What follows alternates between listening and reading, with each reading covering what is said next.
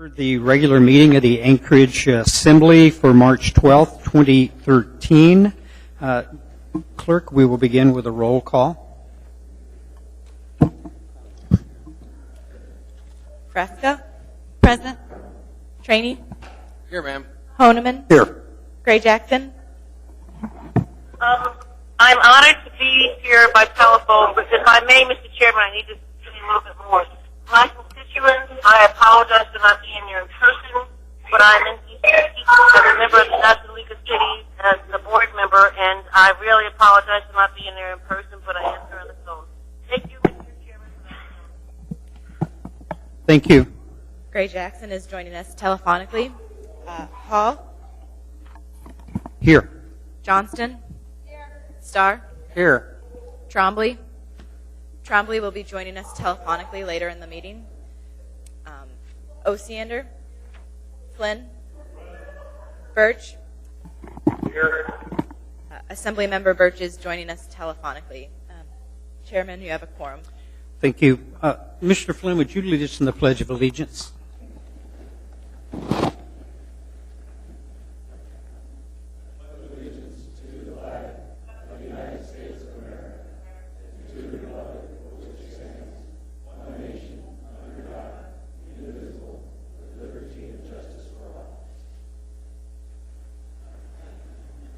Thank you, Mr. Flynn.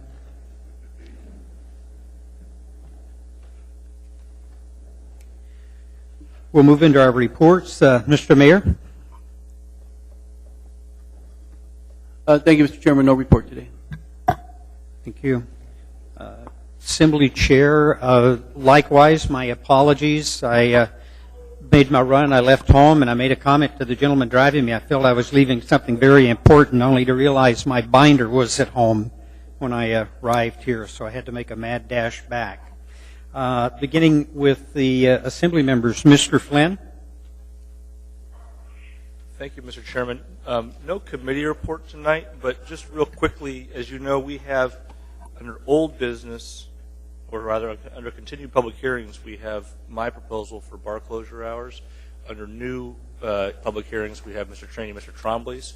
It's my intent when we get to 13A, I think it is, to ask that we postpone that until after consideration of Mr. Trainee and Mr. Trombley's, so we can keep them together and unite that public hearing.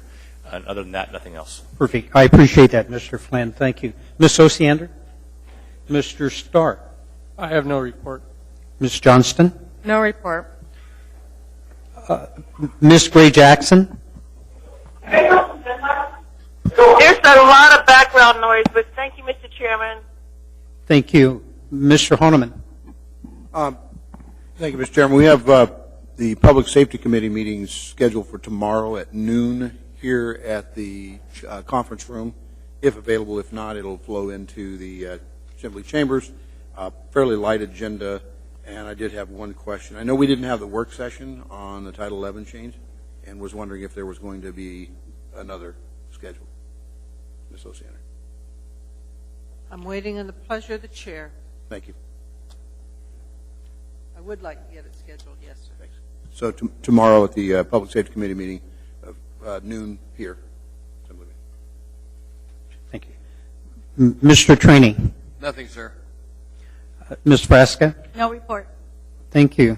Mr. Chairman, I might note that the last few meetings we've had publicly, you notice the Pledge of Allegiance sounded so booming. Tonight, a little light. Mr. Chairman, I'm sorry, I forgot. Mr. Birch? No report. Thank you. Mr. Chairman. Mr. Flynn? Sorry, I forgot to mention one thing. This month's AMAT's Policy Committee meeting has been canceled, so that's one Thursday afternoon. You get back to yourselves. Thank you, Mr. Flynn. We are now to the addendum to the agenda. May I have a motion to incorporate? Move to incorporate. Any objection? Hearing none, I will read the addendum to the agenda as well as two laid on the table items into the minutes. We'll begin with under bid awards 9C4 AM number 172.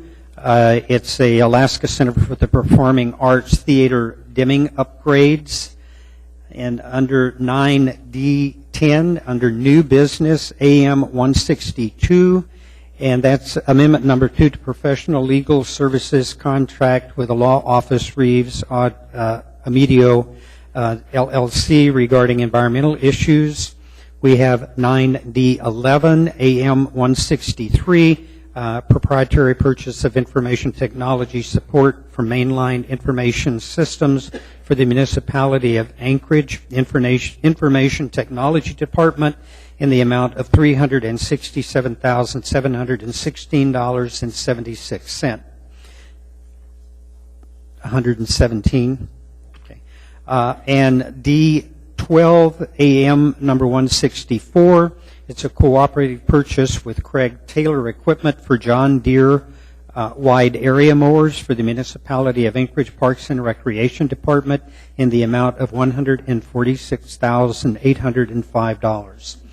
9D13 AM 165, proprietary purchase with Honeywell Building Solutions to provide building control materials and services for the municipality of Anchorage Public Works Department Maintenance and Operation Division in the amount of $114,365. D14 AM 166, cooperative purchase to the Bloomfield Company to furnish traffic-making paint and beads to the municipality of Anchorage Department of Public Works, traffic in the amount of $244,880. D15 AM 167, proprietary contract with Chambers, Collin, and Hartwell, Inc., to provide lobbying services for the municipality of Anchorage, its various organizations, and the Port of Anchorage in the amount of $240,000. 9F, ordinance and resolutions for introduction. F8, AO number 45, an ordinance authorizing a land lease located on a portion of Tract J, Port of Anchorage, addition number 2, according to plat number 2012-19, between the Port of Anchorage and Alascom Incorporated, doing business as AT&T Alaska and Port of Anchorage. And that is for a public hearing on 3/26/13, and it's accompanied by AM number 168. F9 AO number 46, an ordinance approving acquisition of real property at 1040 East First Avenue for a purchase price not to exceed $2,850,000 plus closing costs, and waiving the public facility site selection requirements of Title 21 of the Real Estate Department. And that is for public hearing on 3/26/13, and it's accompanied by AM number 169. F10 AR number 59, a resolution of the municipality of Anchorage appropriating $26,080 as a contribution from the 2013 operating budget area-wide General Fund 101, Public Transportation Department, to the Public Transportation Capital Improvement Program Fund 485, Public Transportation Department and a Federal Transit Administration State of Good Repair Section 5309 grant when tendered of $1,304,000 to the Public Transportation Capital Improvement Program number 485, the Public Transportation Department for capital assistance, for public hearing on 3/26/13, and that is accompanied by Assembly Memorandum number 170. Continuing, F11 AR number 60, a resolution of the municipality of Anchorage appropriating $9,000 as a contribution from the area-wide General Fund 101, Public Transportation Department 485, and a grant when tendered of $450,000 through the State of Alaska Department of Transportation and Public Facilities to the Public Transportation Capital Improvement Program 485, all within the Public Transportation Department, providing a portion of the required local match for the purchase of 3 40-foot buses and the remainder for 2013 transit projects as needed. For public hearing on 3/26/13, that is accompanied by Assembly Memorandum Number 171. 911, old business and unfinished action on public items. D2, ordinance AO 37S, an ordinance amending the Anchorage Municipal Code, Chapter 3.70, Employee Relations, with comprehensive updates securing long-term viability and funding stability of employee and labor relations. And that's accompanied by AM number 173. Laid on the table item, I have 9F12. It is AO number 47, an ordinance of the Anchorage Municipal Assembly amending Anchorage Municipal Code Title VI, Finance, to provide for departmental identification of performance measure data and quarterly reporting to assist Assembly in evaluating the annual operating budget. And we have AO number AR. We've got item 9F13, AR number 62, a resolution of the Anchorage Municipal Assembly stating its protest regarding renewal of the private club liquor license number 2706 for license VFW Post 9981 located at 12870 Old Seward Highway, Anchorage, Alaska, giving notice of violation and providing for public hearing before the Assembly on the exercise or waiver of this protest. What's the date for hearing on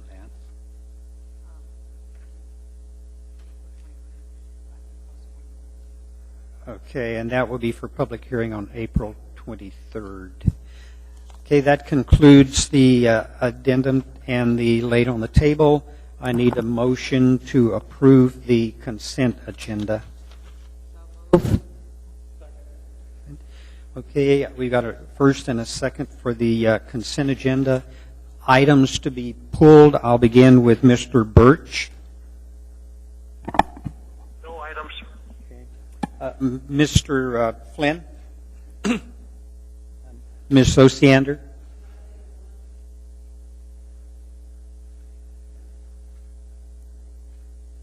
Mr. Starr?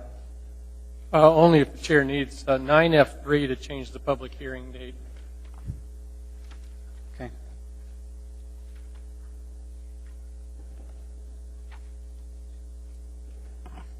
Ms. Johnston? 9F9 and 9F13.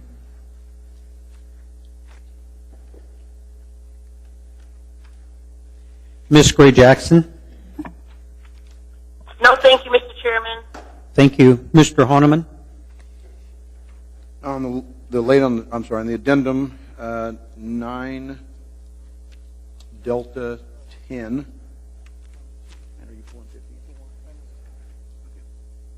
And for a quick question of the police department, 9F as in Frank 2. Mr. Traney? On the addendum to the agenda, I want to pull D15. D15? 15. It's same memorandum, AM 167, 2013. D15. Very good. Ms. Frasca?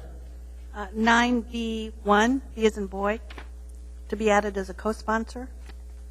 And question on 9B12.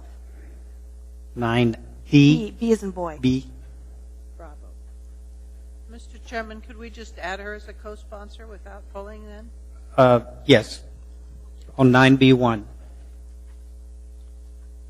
But I'm sorry, what was the other one? The other one was B12, and that was for a question. Thank you. Okay, thank you. Okay, I'm showing items pulled as 9A1, B12, D10, D15, F2, F3, F9, and F13. Have I got everything? Okay. Any objection to approving the consent agenda minus the items that are pulled for further discussion? Seeing none, we will approve the consent agenda. We now have before us 9A1. Move to approve. Second? Ms. Osiander? Is there someone to accept the resolution? Thank you. This is a resolution of the Anchorage Municipal Assembly recognizing March 2013 as National Women's History Month. Whereas American women of every race, class, and ethnic background have made historic contributions to the growth and the strength of our nation in countless recorded and unrecorded ways. Whereas American women have played and continue to play a critical economic, cultural, and social role in every sphere of the life of the nation by constituting a significant portion of the labor force working inside and outside of the home. And whereas American women have played a unique role throughout the history of the nation by providing the majority of the volunteer labor force of the nation, and were particularly important in the establishment of early charitable, philanthropic, and cultural institutions of our nation. And whereas American women of every race, class, and ethnic background served as early leaders in the forefront of every major progressive social change movement. And whereas American women have been leaders not only in securing their own rights of suffrage and equal opportunity, but also in the abolitionist movement, the emancipation movement, the industrial labor movement, the civil rights movement, and other movements, especially the peace movement, which created a fair and just society for all. And whereas the Alaska Alumni Chapter of the Delta Sigma Theta sorority has been active in Anchorage since 1959 and has implemented the national programs locally with an emphasis on educational development with programs for school-age girls and boys, scholarships for Anchorage area high school graduates, and a host of other activities associated with their 5-point programmatic thrust, and reenacted the Women's Suffrage March on March 3, 2013. Whereas the 2013 National Women's History Month theme, Women Inspiring Innovation Through Imagination, recognizes American women's outstanding contribution to the fields of science, technology, engineering, and mathematics, commonly referred to as STEM. Whereas this March, thousands of programs and events will highlight the many organizations and programs working to promote women's and girls' interests and participation in STEM. From engaging elementary students in STEM to fighting pay discrimination, their efforts are actively working to expand the opportunities in the STEM field. Now, therefore, be it resolved that March 2013 is recognized as National Women's History Month, passed and approved by the Anchorage Assembly this day.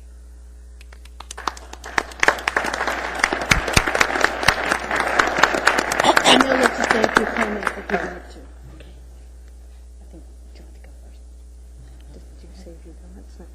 Thank you very much. On behalf of the Anchorage Women's Group, we accept and appreciate your resolution and acceptance. We also are very pleased that the city has decided to make this resolution important enough to note at this meeting. Thank you. Thank you. May I get your name for the record? My name is Gillian Dizzuto. Thank you. Thank you. Good afternoon or evening. My name is Wanda Wilson. I'm the president of the Alaska Alumni Chapter of Delta Sigma Theta, and I thank you very much for this recognition. Delta Sigma Theta Sorority Incorporated was founded in 1913, and this year is our 100th year anniversary. So to recognize us at this time we feel it's appropriate. Thank you very much. Thank you. Ms. Gray Jackson has a comment she'd like to make. Thank you, Mr. Chairman. And to the wonderful women in Anchorage, on our assembly, and across the nation, I am so sorry that I'm not there in person to honor this resolution with all of you, but I will be there at the BPW event on Saturday to personally present this resolution on behalf of my colleagues at the Anchorage Assembly. Thank you, Mr. Chairman. Thank you, Ms. Gray Jackson.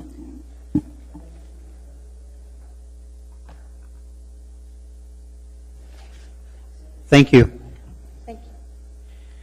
We now have before us item 9B12 AR number 54, the annual payment to the state of Alaska for the purchase of real property via a 5-year sale contract. was that you, Ms. Frasca? Yes, thank you, Mr. Chairman. Move to approve. Second? Second. Okay. My question is, I had asked inquiry about the amount of dollars that have been spent to date on this facility, and I did receive a reply, and it's $385,000 in improvements. And the public purpose of it indicated was that it's been used by the Salvation Army for Toys for Tots program storage and other storage. So I was interested in learning further about what is the intended public purpose going forward, given this level of investment. So that's a question of the administration. Sure, and I can answer that, Mr. Chairman. We've been in discussions with several different organizations who are interested in the facility. One is the Department of Corrections. They're looking for a prisoner reentry facility that we could work with them and remodel further so that there's both living units and areas for training, and the interior courtyard is a great space for just general recreation as well. So we've also been in contact with the folks at Mental Health Trust and others who are taking the second step beyond Carlick Manor and looking for more of a Nugent's Ranch type of facility where there would actually be some work on site. So those talks are ongoing, and as soon as we have something concrete, we'll report back. Thank you. Any objection? Mr. Horniman? Just a follow-up question to the administration. Mr. Mayor, is this the building that we had tried to some monies put into for storage of, I guess you'd say, for lack of better terms, people that live in the camps and such? Is it Yes, the same building? it's been used for that purpose as well. Okay. Is there still an intended use to continue some of it, a portion of it? Or? Hopefully going forward, it'll actually have a higher purpose. If we were able to consummate an agreement with one of the groups I just mentioned, then it would not be used for the camp storage purpose anymore. Do we have a plan B for that? Do we have space on it anywhere else? Or? There's space. The purpose of this building is just, the construction of it just lends itself to a higher purpose than just storing stuff from illegal camps. It's been nice in the interim, but that's not the goal of the facility. Okay, thank you. Mr. Flynn? Well, thank you, Mr. Chairman. Not really a question as much as a comment. I mean, this facility is adjacent to one of the busiest truck terminals in the city, and so I think it would be a difficult location to put a relatively high human traffic facility into, and so I guess I would encourage us to look a little more broadly than some sort of human services facility in this location. I think you'd be asking for trouble. It would be very difficult to accommodate. Thank you, Mr. Chairman. Still no one else in the gate. Any objection? Just one question, Mr. Trainee? To administration, are you guys planning on doing an emissions test of this area because of the high concentration of trucking there? I want to make sure we're not building a problem if we put people that close to where the trucks are all at. Good question, Mr. Trainee. I don't have an immediate answer for you. Keep in mind that this was a DOT building full of DOT employees for many years, up until just recently, in fact, in that same commercial area. So, I mean, it's not, it hasn't been unused for, that kind of purpose. I know, but Mayor, if you just keep it in mind, because I'm thinking of the bus barn that we have off Tudor.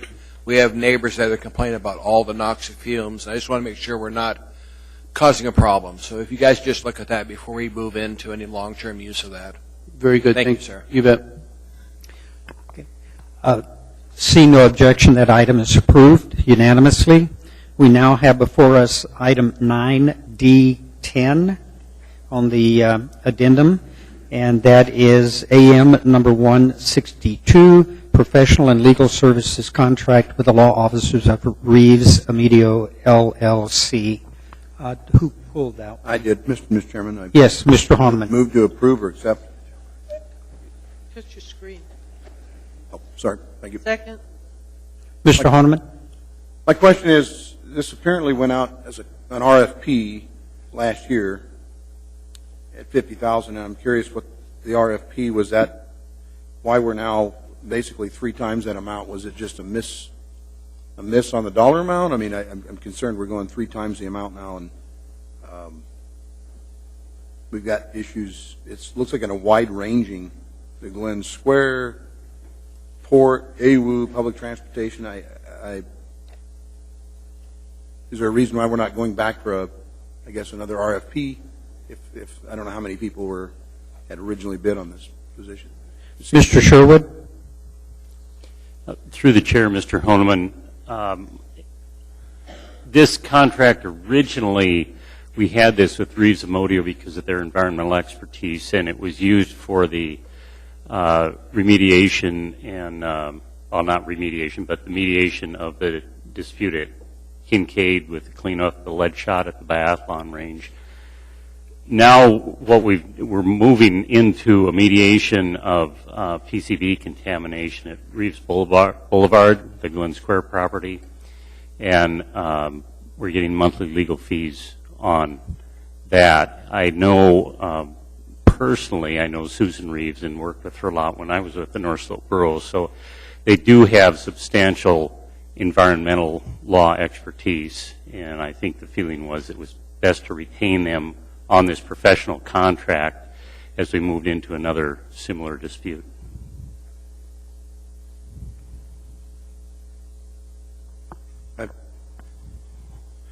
Okay, I'm just concerned if we're going to give somebody a RFP on a low dollar amount, and then all of a sudden we just keep adding addendums to, instead of coming back to another RFP. I'm just concerned it's one thing if you're saying they're working on a project that gets continued, but now you're redirecting the target.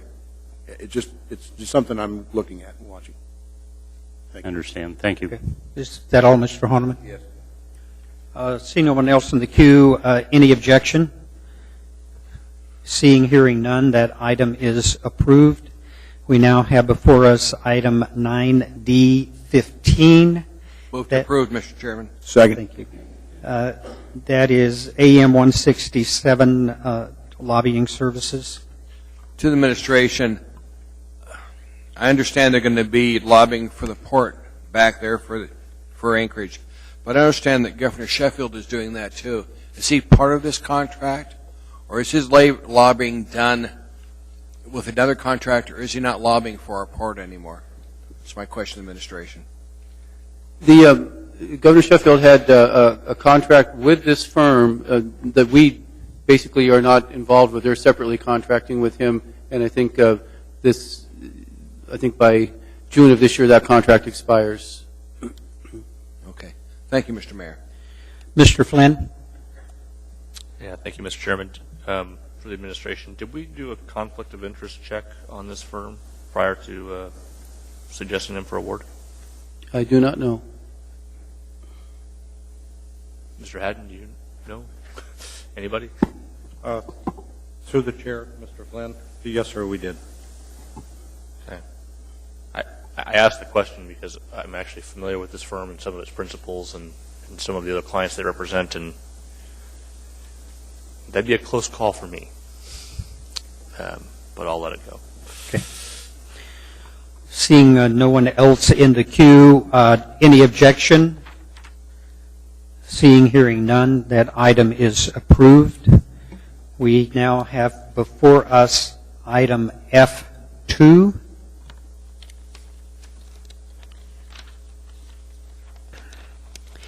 That is AO number 41, and that's to allow vehicle window tinting as prescribed for medical conditions. This is your That's moved to introduce. Second. We need, okay. Third. Mr. Horniman? I have a question, and this is to the police department. I don't know if Chief Smith can come. I don't know if you've seen 9F2, Chief Smith, reference to window tinting. And on page 2 of 3. Yes. I'm sorry to be a nag on this, but it's difficult when you're just introducing to actually get into testimony and interrogation. So could you just submit your question and we don't deal with it? We could certainly do that. I guess I'm curious then, Mr. Deputy Chief, if you could give me an idea about item 2 then, D Delta 2, about the addition of certified notarized statement of no more than 5 years, as opposed to a 1-year annual prescription. So I'll submit a question to everybody who's been a fit. Thank you. Thank you, Mr. Thank you, Ms. Sosana. I appreciate it. Thank you. We now have before us 9F3. and that is AO number 43, integrate certain development functions under the Department of Public Works, rename, and the Planning Department. Second or third, whichever. Correct. Yeah, move to introduce and just really to set the public hearing for April 23rd. Who is the third? I think it was Debbie. Miss Debbie, Miss Osiander. Okay, What was the date again, sir? The 23rd of April. April 23rd. Thank you. April 23rd.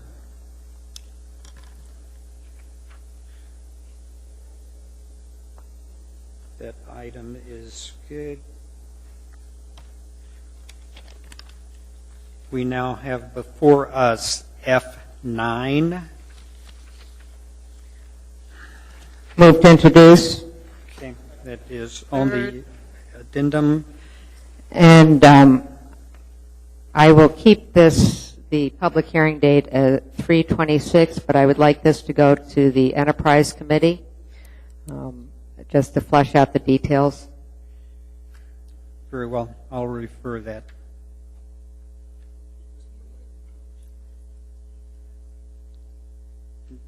No, she's just asking.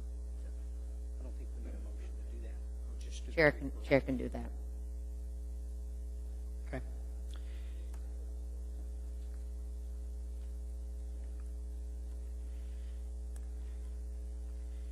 We now have before us F9, and that is AO number 46, acquisition of real property.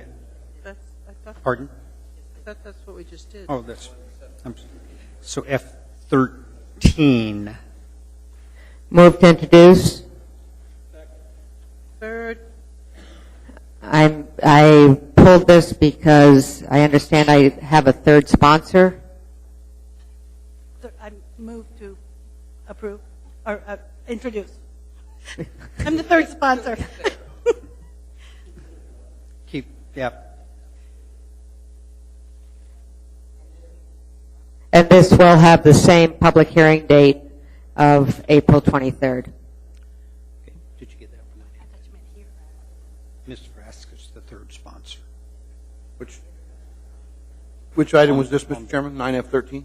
Yes, 9F13, laid on the table. Okay. Good. Okay, that completes our consent agenda.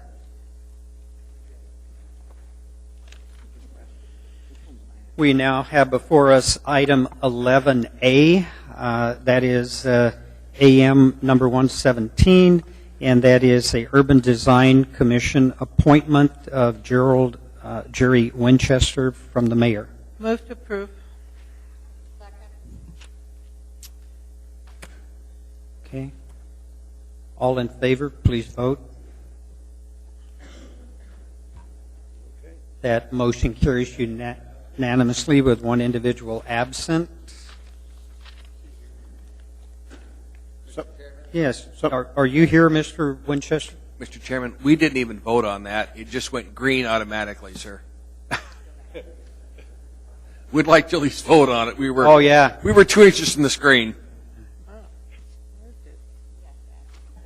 Ms. Gray Jackson. Sure, I am an affirmative vote. Thank you.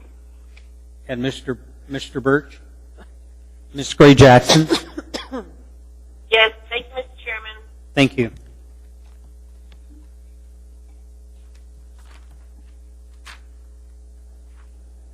That motion passes 10 in favor with one absent.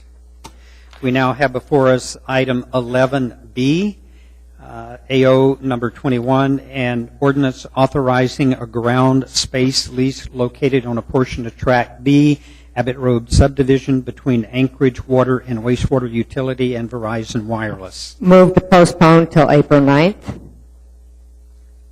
Any objection? Just a second. Oh, Bill did. Yeah. Seeing no objection, that will be postponed. We now have before us item 11C, AO number 22, an ordinance authorizing a ground space lease located on a portion of Lot 1A-2, Block 1, West Addition, Connect Heights subdivision between Anchorage Water and Wastewater Utility and Verizon Wireless. Move to postpone till April 9th. Second. Any objection? Seeing none, that item will be postponed until that date. Quick question. Can I just ask why the postponement for that date? There are many interested neighbors who want to participate in the public hearing process. Thank you.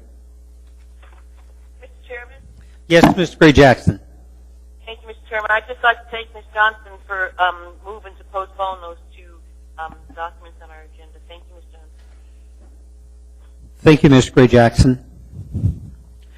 We now have before us item 11D, an ordinance amending Anchorage Municipal Code, Chapter 3.70, Employee Relations with comprehensive updates, securing long-term viability and financial stability of employee and labor relations. Ms. Johnston. Move to postpone till March 26th. Second. Okay. We got a motion to postpone till March 26th. Any objection? Seeing and hearing none, that item is postponed until the meeting of March the 26th. And with that, isn't that the only one I've got in there? Yeah. We're done till 6. We are going to break for our dinner break until 6. Thank you. Amanda, when should I go back?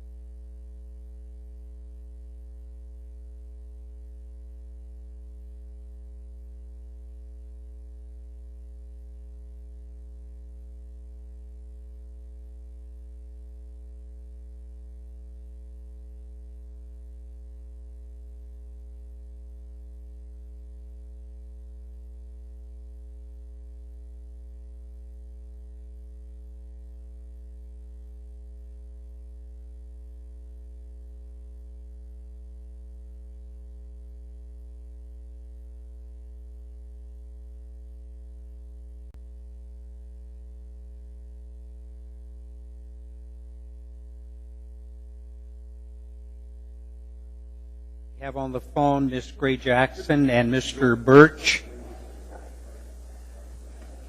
And I want to begin by once again announcing that if you're here for the taxi cab ordinance, that is going to be postponed again this evening. So we will not be dealing with that.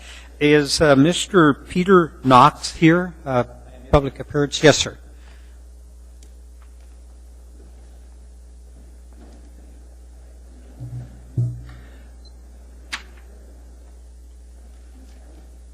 Yes, go ahead, Mr. Knox. Yes. Good evening. My name is Peter Knox. I'm a resident of Anchorage and a new homeowner on Lake Park Circle. I've been an active member of the Turnagain Community Council Longhouse Committee.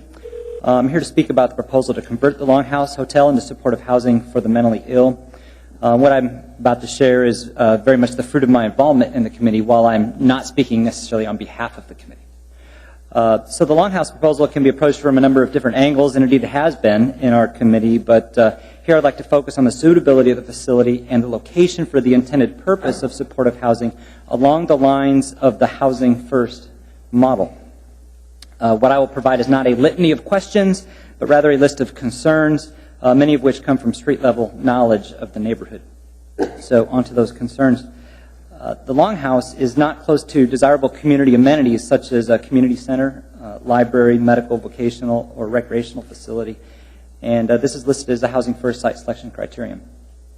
The Longhouse also is not within walking distance of essential retail markets, grocery and clothing stores, etc. And there does happen to be a poll store and liquor store within walking distance. I'm not sure that's what Housing First philosophy is all about. And on the subject of that corner store, there may be a safety hazard involved with pedestrians, residents of the Longhouse trying to walk there from the Longhouse facility. Wisconsin Street is rather busy, and if the residents choose not to walk all the way to Spenard and use the crosswalk there, that would be a particularly dangerous place to attempt to jaywalk, given the curve in the street right there and the heavy traffic along Wisconsin. Now, on the west side of Wisconsin are single-family homes as well as duplexes, which are rather dissimilar from the Longhouse facility. According to Housing First site selection criteria, it is desirable that the housing facility fit in with other housing in the community. And when you consider the west side of Wisconsin, that's simply not the case. Many children get on and off the bus at stops along Wisconsin near the Longhouse, and there's also a church-administered daycare facility in very close proximity to the Longhouse. It should be considered whether housing the mentally ill in such proximity to these bus stops and this daycare facility unnecessarily endangers the safety of these children. Finally, with regard to location, the Longhouse is also in close proximity to a part of Spenard Road, which has had a somewhat checkered history and may still not be entirely cleaned up. It should be considered that the mentally ill who live at the Longhouse may be vulnerable to unscrupulous actors along Lower Spenard. So on to concerns related to the facility. The Longhouse is actually 3 buildings and designed to have numerous points of access. The difficulty involved in monitoring access to and from the 3 buildings would seem to be at odds with Housing First philosophy. Next, clearly the Longhouse will have to be remodeled to suit the intended purpose of supportive housing, but as a pipeline-style ATCO building, it was never intended as a permanent structure. So typically these types of buildings were designed to be moved and set up a couple times and then scrapped. Experience shows that converting the Longhouse will turn into a very expensive process that in the end still leaves the owners with a substandard facility. 2 more concerns related to the facility. There doesn't appear to be a social gathering area on the grounds of the Longhouse, and this seems to be a fundamental part of the Housing First philosophy. And lastly, the Longhouse is largely, or the exterior anyway, is largely made of wood. If every unit is getting a kitchenette, then there will be 16 working stoves in each building, each of which are not much bigger than a standard 4-plex. So 16 working stoves, that would appear to present a significant fire hazard given that the intended residents are mentally ill. That's all I have. Thank you. Thank you, sir. Appreciate it. Mr. Honeman? Sir. Okay, so I just want to make clear, you were part of the Longhouse Committee for Turnagain Community Council? Yes, sir, that's correct. I would say it's more of an ad hoc committee. It's really sponsored by the Turnagain Community Council, currently chaired by Michelle Wiley, Ms. Michelle Wiley. Okay, and I know I haven't been to the community council in your area for a bit. Are the folks aware of your concerns from this committee and the community council? Yes. Yes, sir, very much. In fact, 2 meetings ago, this came up in the committee meeting. And then just last week, I mentioned to the committee members that I would make an appearance. My appearance request was granted, and everyone gave me their encouragement and well wishes. Ms. Frasca? Yeah, thank you, Mr. Chairman. Mr. Knox, thanks you for coming down tonight, and both Mr. Hall and myself has participated off and on in some of your committee meetings as well as the community council discussions. And in terms of the role for the assembly, the last that was indicated was that it would depend on what kind of a facility this was going to be and what permit process it would go through and whether or not it would need approval by this body. Is that still the current information? What the community mental health services, the kind of facility it would be? Yes, ma'am. In terms of where we're going with the committee right now, I think we're exploring the possibility of perhaps inviting some of the involved parties, the Alaska Mental Health Trust Authority, as well as Anchorage Mental Health Community Services, to come and debrief us, if you will, on different aspects of the project. Given the limited scope or limited time that I have, I simply wanted to focus on some concerns regarding the facility from a street level, neighborhood level perspective, regarding its suitability or, if you will, unsuitability for its intended purpose. Okay. There's a whole different, as I mentioned, there's a lot of different ways in which this issue can be approached. I know a number of committee members have a lot of questions about the process by which this particular facility was chosen. I'm not here to speak to those questions. All right. Thanks for coming. Yes, ma'am. Thank you. We now have before us item 13A, AO number 123. Mr. Flynn. Thank you, Mr. Chairman. I move that we change the order today to place item 13A after item 14H. Second. And just for the information of those present, those are the 2 remaining ordinances relating to bar hour closures, and I'd like to take those up together here at the end of our agenda. Thank you, Mr. Chairman. Do we have any objection to change of the order? Seeing none, we will change the order and hear that with 14H. Yes. I just wanted to let you know that I'm on the phone, but on this platform out here in the Cook-In, that my cell service is very spotty at best. So I don't know how long my service is going to last. So I may be here, I may be not. So I may have to keep calling back in as my service flips in and out. Okay, thank you, Mr. Trombley. We now have before us for public testimony item 14A, AR 28, a resolution of the Anchorage Municipal Assembly and Mayor Dan Sullivan naming the soon-to-be renovated outdoor ice rinks at the Chester Creek Sports Complex, the Bonnie Cusack Memorial Ice Rinks, in honor of Bonnie Cusack. Anyone to testify? Anyone at all? Seeing, hearing none, this item is before the body. Move to approve. Second. Seeing no one in the queue, please. Oh, I'm sorry. Mr. Mayor Sullivan? Yes, thank you, Mr. Chairman. Just a quick comment. This is actually, I guess, a movement of the Bonnie Cusack Ice Rink that's currently at the Dempsey Anderson Ice Arena, gotten into disrepair, not used anymore, and so part of the reason for moving it is twofold. We want to honor Bonnie Cusack because she really was the godmother of hockey in this town for many, many years, and the complex down at Mulcahy is going to be much more active and better maintained. But it also allows us at Dempsey Anderson to improve both parking and lighting there, so it really is a win-win. Thank you, Mayor.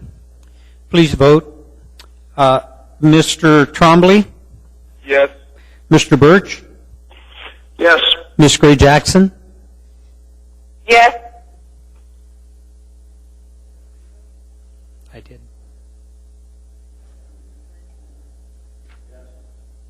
Yes. Mr. Flynn is a yes. The motion carries unanimously.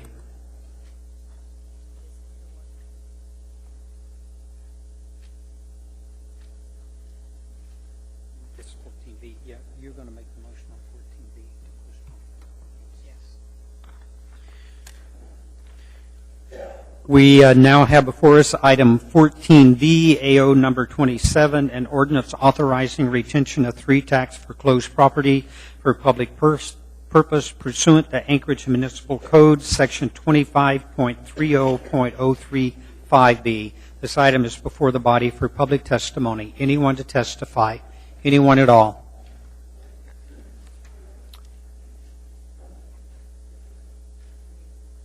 Yeah. Seeing no one to testify, this item is before the body. Move to postpone indefinitely. Second. Mayor Sullivan? We're asking that this item be postponed indefinitely for a couple reasons. The first property has actually been repurchased, which means the owner has paid the taxes due. And the second one, Laurel Acres parcel may not have received adequate notice, so we want to make sure that we get good notice to them.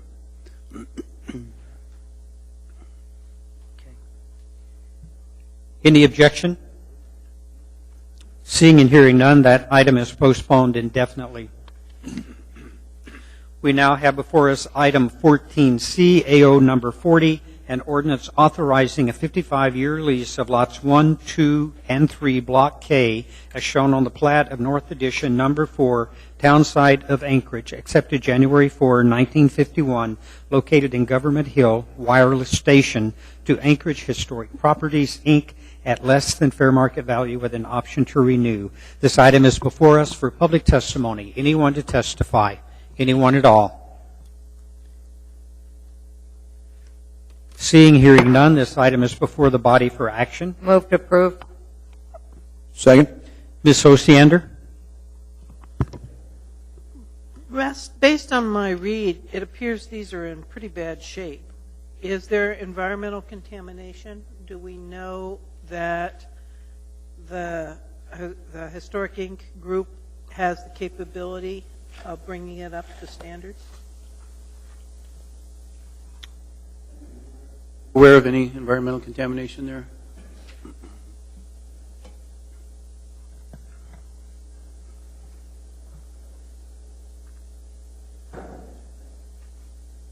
Just one moment.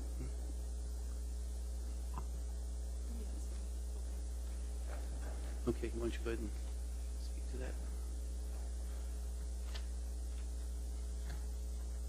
to that? Through the chair, yes, there is, and we're under contract with the federal government that they understand it's their responsibility. Wait a minute, the federal government has the responsibility for remediating it? Okay, and so the work that needs to be done on it is within in your sense of it, is within the capability of this group that's taking it over? Yes, it is. Okay, thank you. Seeing no one else in the queue, please vote. Mr. Birch? Yes. Ms. Gray Jackson? Yes. Mr. Trombley? Yes. That motion carries unanimously.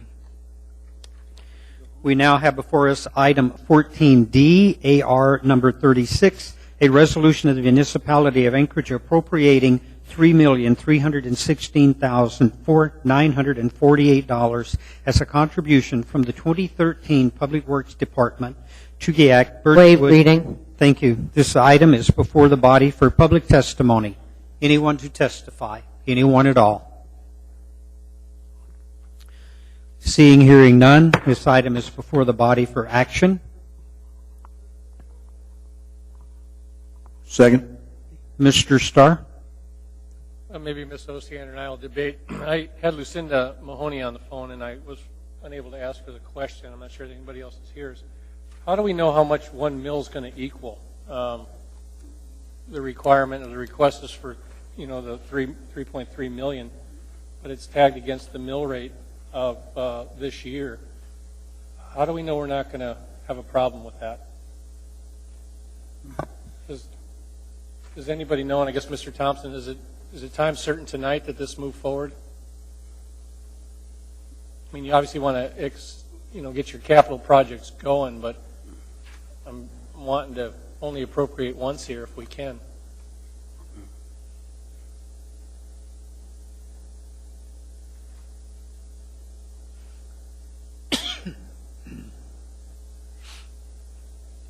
And I don't want to put you on the spot if you're not real comfortable with how that Subversa transfer works with our authorized 1 mil rate, but it's typical until you know the assessments that equal 1 mil. I'm not sure how we're able to actually come up with the 3.3 million. That's probably their capital budget, but it's the operating budget. Yeah, well, I guess that's my point. So I can just tell you through the chair, Assemblymember Starr, that's the operating budget, and at the end of the day, they calculate the mill levy later on in the spring, and then they mill that out based upon the approved budget. Is the way that I see that go down based upon through the Subversa board. That's what they've approved at the board level to appropriate toward their operating funds. True, but we don't know the exact assessed value yet. It hasn't been calculated all the way through to a mill value. So when you're taking, the point is we don't know that 1 mil equals 3.3 million yet, do we? You're assuming that they assess to the cap? Yeah, that's right. We're not allowed to exceed 1 mil, so they're requesting 1 mil. How do we know that equals 3.3 million? And maybe I'm missing something here. I mean, I'd have to get back to you on that. I would say that this is just the operating budget, and they're anticipating it'll be less than the value of the mill levy. But you're correct. We probably could take a look at that and see. I'd have to look at the records of the board meeting and see exactly and get back to you. Ms. Ostiander, can you weigh in as to when we've typically done this? I thought this was usually tagged to first quarter budget stuff.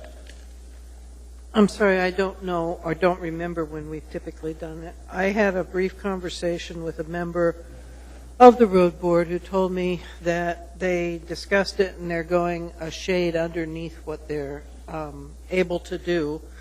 And as such, I just assumed that this amount was equal to what they have approved, and so I was in favor of it. But I don't remember the timing. From a practical sense, and again, you're not the CFO necessarily, but does all this money transfer at once? You just send it over? I can't answer that. I'd have to ask Well, Lucinda. let me ask some more questions. I'll just urge approval tonight because we do have that. Yeah, I can tell you it's a standard process. This is normal. It's a normal time. It's nothing out of the ordinary is going on here than any other year. I'm not accusing you of that nor saying that it is. I just want to make sure we hit the math just Yeah. right. And we can't, if we have to unappropriate because 1 mil doesn't equal that, we're not allowed to go over the 1 mil rate. As Correct. well as if there's monies that should come about because of additional assessments, then we want to watch that we either get them that money or put it in a fund balance account. So I'll watch it, and I guess I just wanted to make it aware that Right. it's a little bit. And I have to offer, too, that, it has to do with their capital projects, which are specific to other funding that we receive. So, I can get you a further answer and clarify all that, and I can get that in the next day or so. But it should be able to easily answer your question. I just don't have that in front of me right now. And we'll wait till next week and perhaps we'll just have a meeting on the topic to make sure the math works out with Mr. Robinson as well as Lucinda. Okay, That'd be perfect. helpful for me. Thank you. Perfect. Ms. Osiander? No, that Okay. was. Thanks for the time on that. I'll just continue to do that. There should be a parks appropriation coming as well. I haven't seen that yet either, but we do the same process for parks and the mill rate. So thank you for that, Mr. Thompson. Okay. Seeing no one else in the queue, please vote. Mr. Birch? Yes. Ms. Gray Jackson? Yes. Mr. Trombley? Yes. That motion carries unanimously. We now have before us for public testimony item number 14E, AR number 37, a resolution of the municipality of Anchorage appropriating $2,200,000 as a contribution from the 2013 Public Works Department Maintenance and Operations Division, Equipment Maintenance Internal Service Operating Fund. Waive reading. Thank you. This item is before us for public testimony. Anyone to testify? Anyone at all? Seeing, hearing none, this item is before the body. Move to approve. Second. Mr. Starr? I'm not sure who. Mr. Deputy Chief Smith, perhaps. There's a $200,000 amount on here as well, and I'm assuming it's the upfit of the police cars. Do you know what I'm talking about?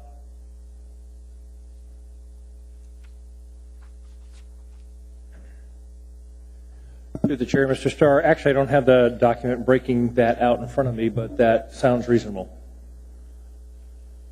For 19 police cars, then we've got 200,000 on top of that purchase price. You're supposed to do the lights and the radios and. That sounds correct, but that I can get that information, If that's confirm not it, and right, get it back not to you. enough, can you get back to us and let us know how that works? And also, if you're outfitting them for the Panasonic hard books for that, or does that come out of the other budget numbers that we set?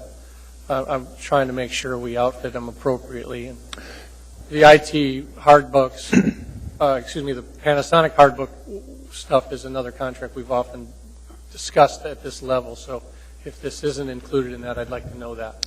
Correct. Through the chair, the Panasonic hard books, or the actual MDCs of the computers, would be purchased separately, but the mounts for them would be considered an integral part of the package, the upfitting of the car. See if they're in here, and I urge approval, of course, but if you can let us know if that's accommodated in here, that'd be helpful to know. Okay, I'll do that. Thank you. Thank you. Seeing no one else in the queue, please vote. Mr. Birch? Yes. Ms. Gray Jackson? Yes. Mr. Trombley? Yes. That motion carries unanimously. We now have before us item 14F, AR number 39, a resolution of the municipality of Anchorage appropriating $375,000 of Heritage Land Bank Fund 221 fund balance to the Real Estate Department 2013 General Government Operating Budget, Heritage Land Bank Bank Fund 221. Waive reading. Thank you. This item is before the body for public testimony. Anyone to testify? Anyone at all? Seeing, hearing none, this item is before the body for action. Move to approve. Second. Seeing no one in the queue, please vote. Mr. Birch? Yes. Ms. Gray Jackson? Yes. Mr. Trombley? Yes. That motion carries unanimously.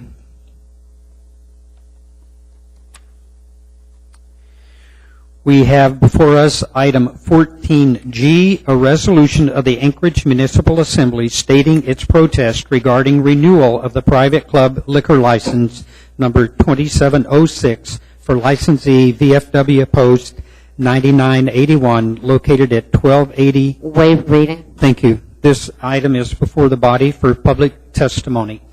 Anyone to testify? Anyone at all? Seeing, hearing none, this item is before the body for action. Move to postpone indefinitely. Second. Any objection? Mr. Starr?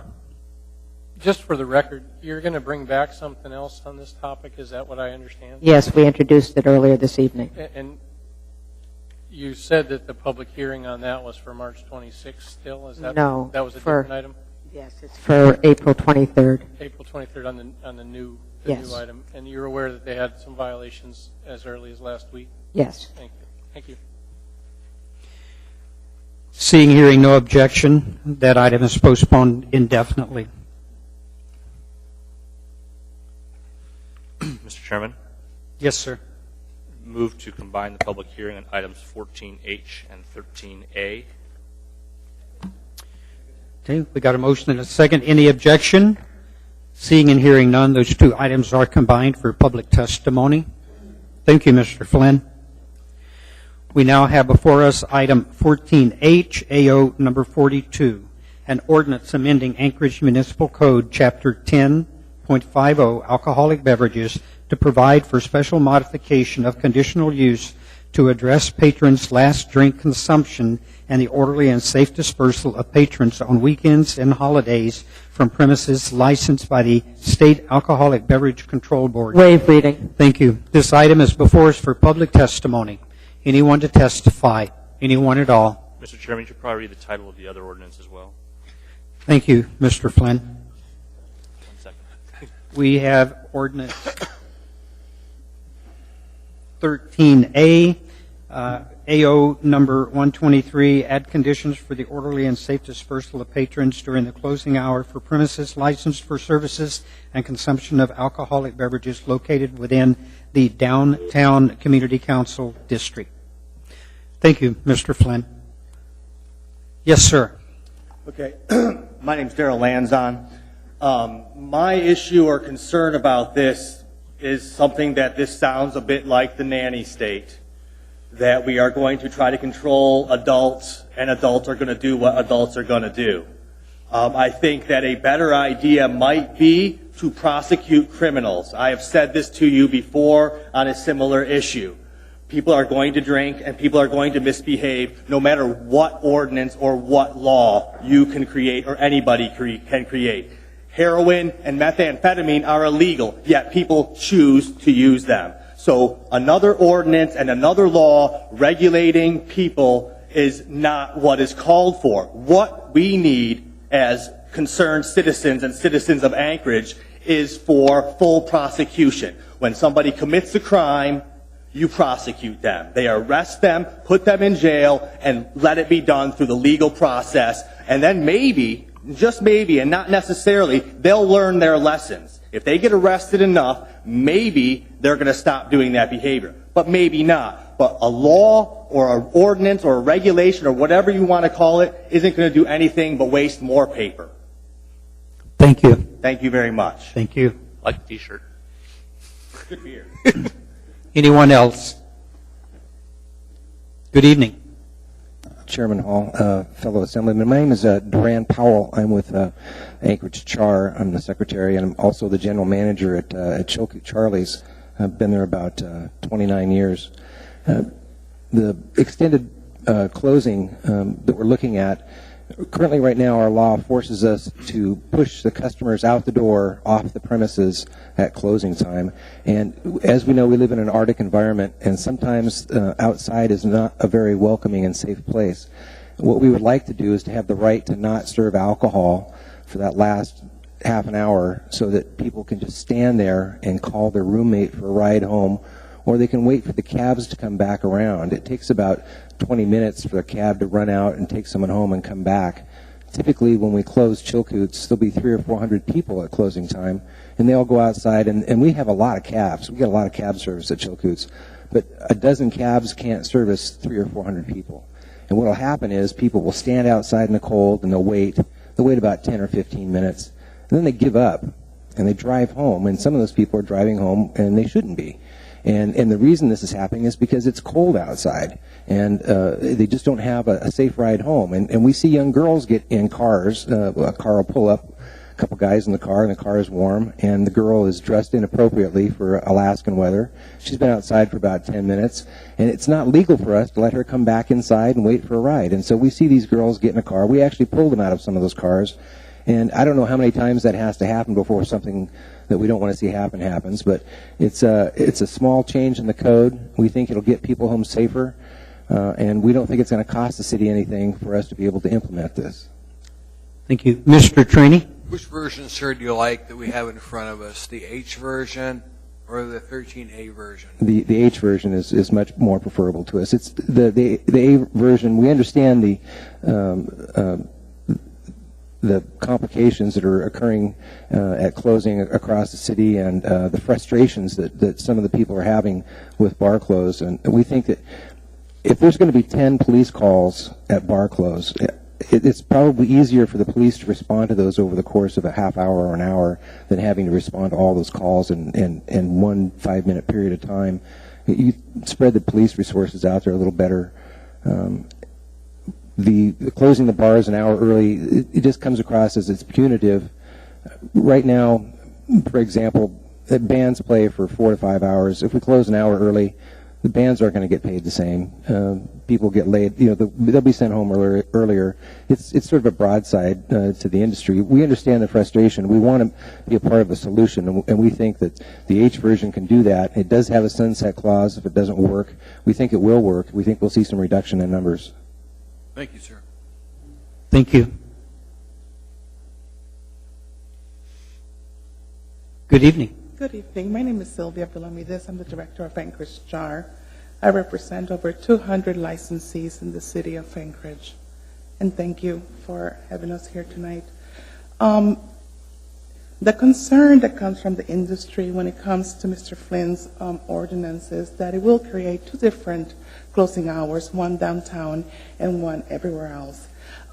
State regulations for Alcoholic Beverage Control Board across the state, legal hours of closing is 5 a.m., from 8 a.m. to 5 a.m.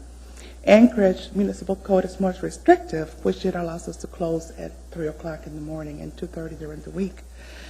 So that creates, 2 different, if we close downtown at one time and then everywhere else at a separate time, then it's going to cause 2 different times of closure.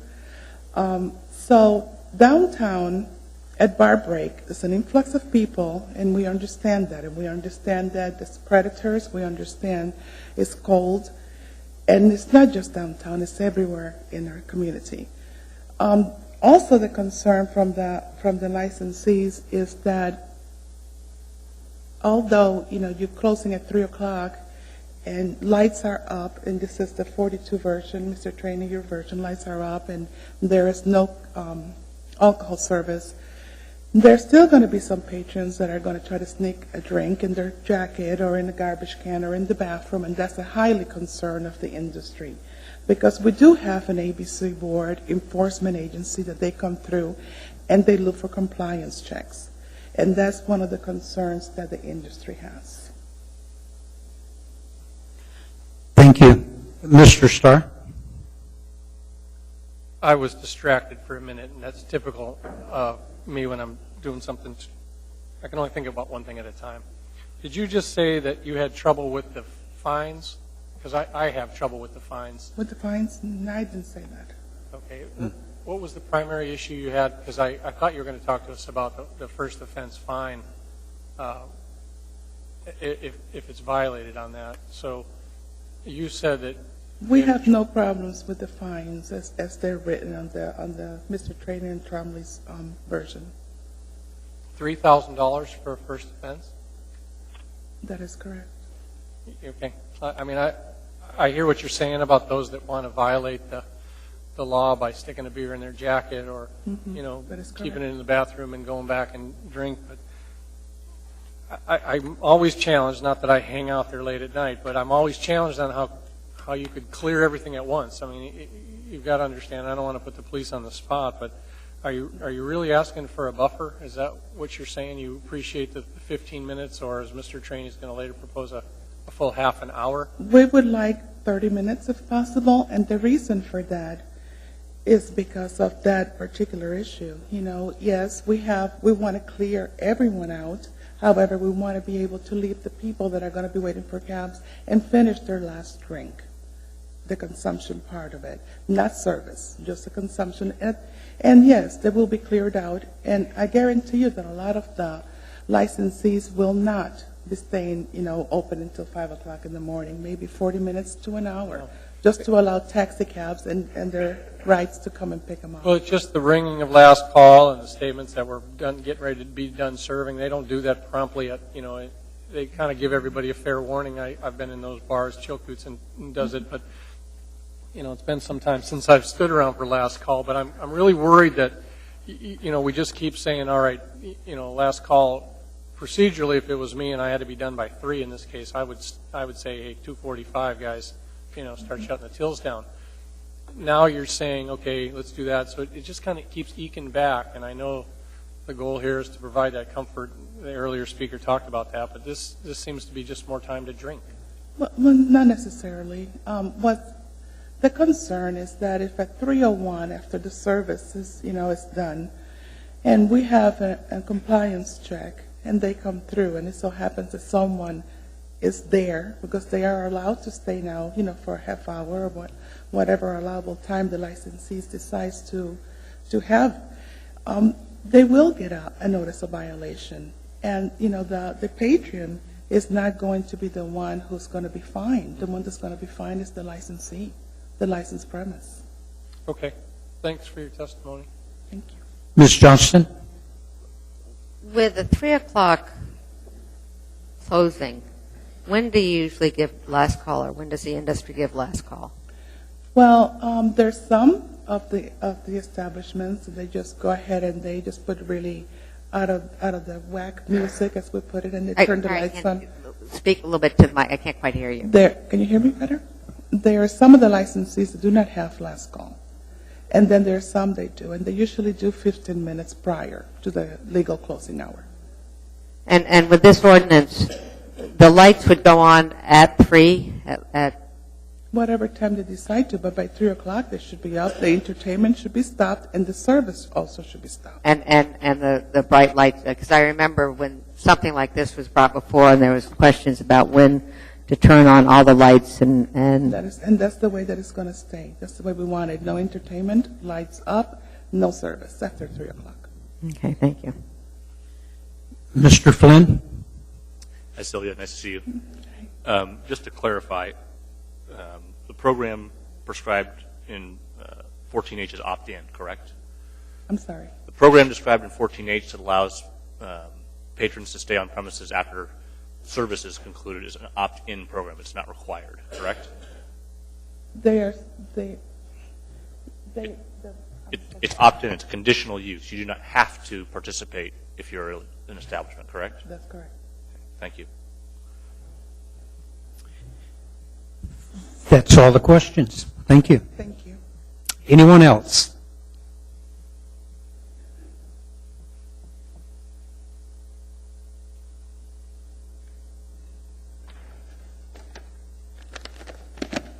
Good evening. Good evening. Thank you, Mr. Chairman. My name is Darwin Beaver. I'm owner of Darwin's Theory. I have the bar downtown for going on 32 years now. So I think I know quite a bit about the downtown bar business. I don't care for this proposed ordinance. I don't think it's going to do any good.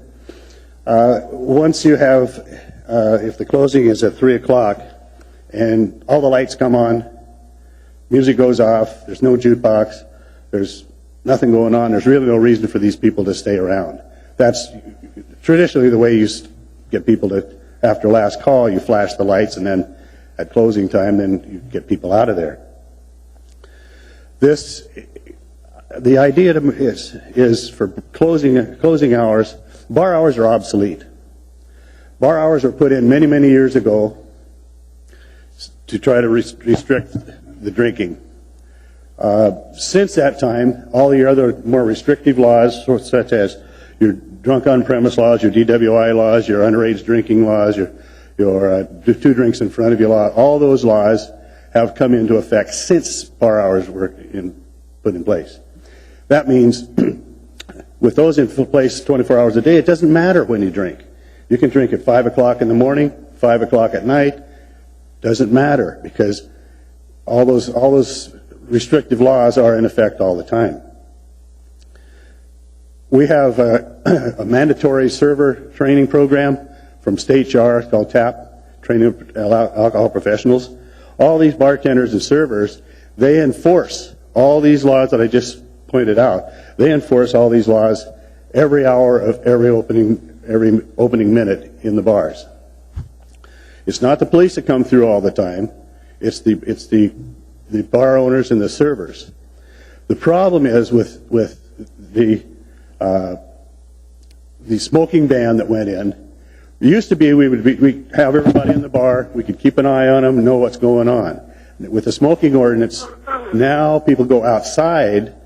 Once they're inside, they're under our supervision. Fine, we got it, we're under control. As soon as they step outside, they're not in our purview anymore. They're just doing whatever they want to do. They can have alcohol stashed out there in their car, in the alley, in bushes. They're doing drugs, they're doing it, who knows what they're doing. They come back into the bar, then they're all got these other substances in their body, and they can go crazy. All of it, there's a guy that's been fine all along, and he comes back, and then pretty soon it hits him, whatever he's been doing, and then it's time for us we have to get him out of there. It just makes it much tougher for our servers. And then what happens is, if they're kicked out, then the police or these journalists see them walking outside the bars and say, oh, they've been overserved. That's not the case. What the problem is that they've been outside doing whatever they've been doing. So I would like to see the only answer to this is to get cab drivers, more cabs on the street. If we have the hours extended, drinking hours, till 5 in the morning or till last call, 4:30 or so, then cabs are going to be able to make more than one fare instead of the one like they do now, because they make one fare and they come back now and there's nobody left. If they get more and more fares, then there's more cabs that are going to be on the street because it's more profitable for them. More profitable for them, then there are going to be more cabs on the street, and you're going to be able to disperse those crowds. Okay. I need you to conclude, Mr. Darwin. Okay, that's pretty much. I think it's the bars are getting a bad rap on this. It's like the Holy Family Cathedral, for instance. They have a lot of problems over there. Those aren't bar people. Those are people from Brother Francis Shelter. Okay. The bar people are. Got a couple of questions for you, Mr. Sure. Starr. Thanks for giving us your input. I have a question about sort of the mad dash to go get something to eat. Wouldn't a smart operator, we're going to allow the facility to stay open until 5 o'clock. Wouldn't a better operator that would want to profit from those folks lingering, wouldn't he provide a menu after they're done drinking or supplemental food? Through the chair, Mr. Starr, if you have a restaurant, if you're licensed for serve food, that's fine. That's not where I'm coming from in the bar standpoint. I have free popcorn at my place, but that's not very substantial.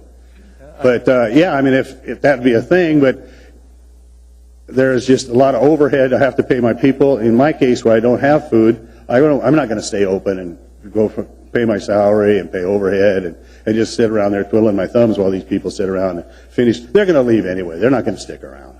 Well, as Mr. Flynn alerted, you sort of sign up for this program if you want to change your conditional use. We're sort of facilitating that and accommodating that under prescribed rules. Sure. Limited types of alcohol can be served, and sort of not to get into your business per se, but allow some flexibility in how you use your facility. So it may not work for all, but in one of these cases, I think it may be appropriate. So It's going to help a little bit. I'm sure it will. It's just going to take. There's a transition period. It's going to take a while for people to figure out how all this works. It's a little confusing, even for us sitting here, let alone people in the bars.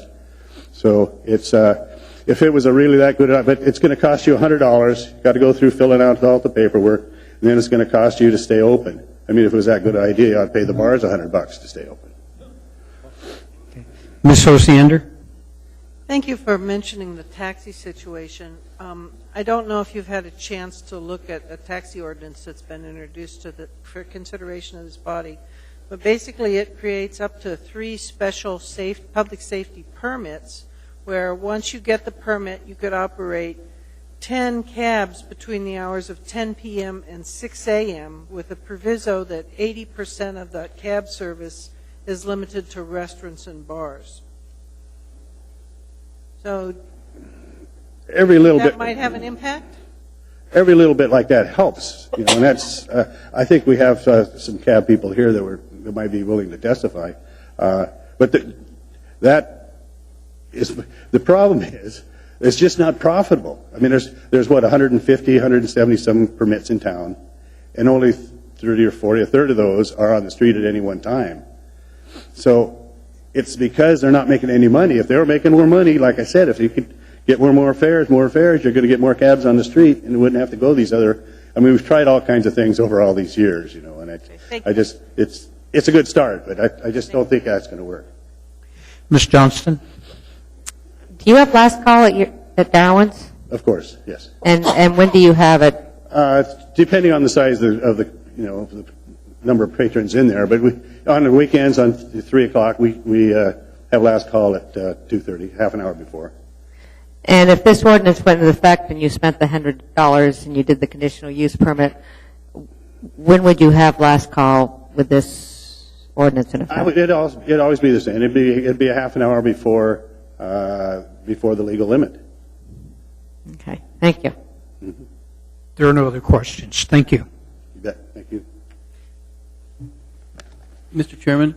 Yes. Just a note, I noticed some new people came in. You may want to make your taxi cab announcement again. I will do that. Thank you, Mayor. We are, just to make you aware, if you're here for the taxi cab ordinance, we are not addressing that this evening. That's going to be postponed to a later meeting. So if you are here for the taxi cab ordinance, we're not going to deal with that this evening. Anyone else to testify? Anyone?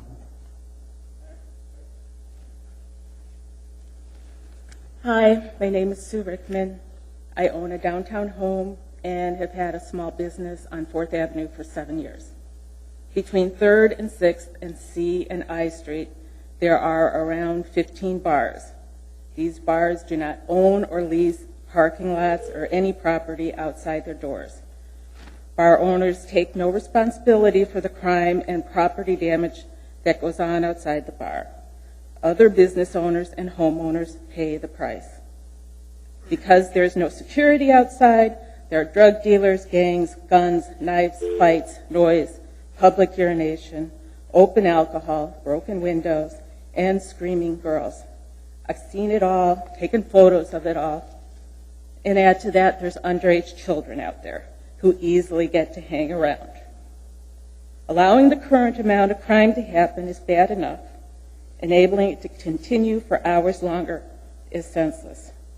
There are not enough police on duty to answer all of the calls. More open bar hours mean more time for crimes to be committed. Crime doesn't stop outside the bar just because no alcohol is being served inside. There's plenty of alcohol, among other things, available outside the bar. Platinum Jacks tried this about 2 years ago, where they stayed open until 5 a.m., not serving alcohol after 3. 2 people got shot in their doorway, and the crime outside the bar was 10 times worse. The party's in the parking lots, and there's no security. Longer bar hours mean longer police hours. How much more money is that going to cost? 4 extra hours every weekend. Currently, bars can be open for 17 hours, and it's out of control downtown. Do they really need more hours? Another 15 minutes, another half hour? I mean, come on. Instead of saying absolutely no alcohol can be served after hours, the ordinance is allowing for the rule to be broken 4 times.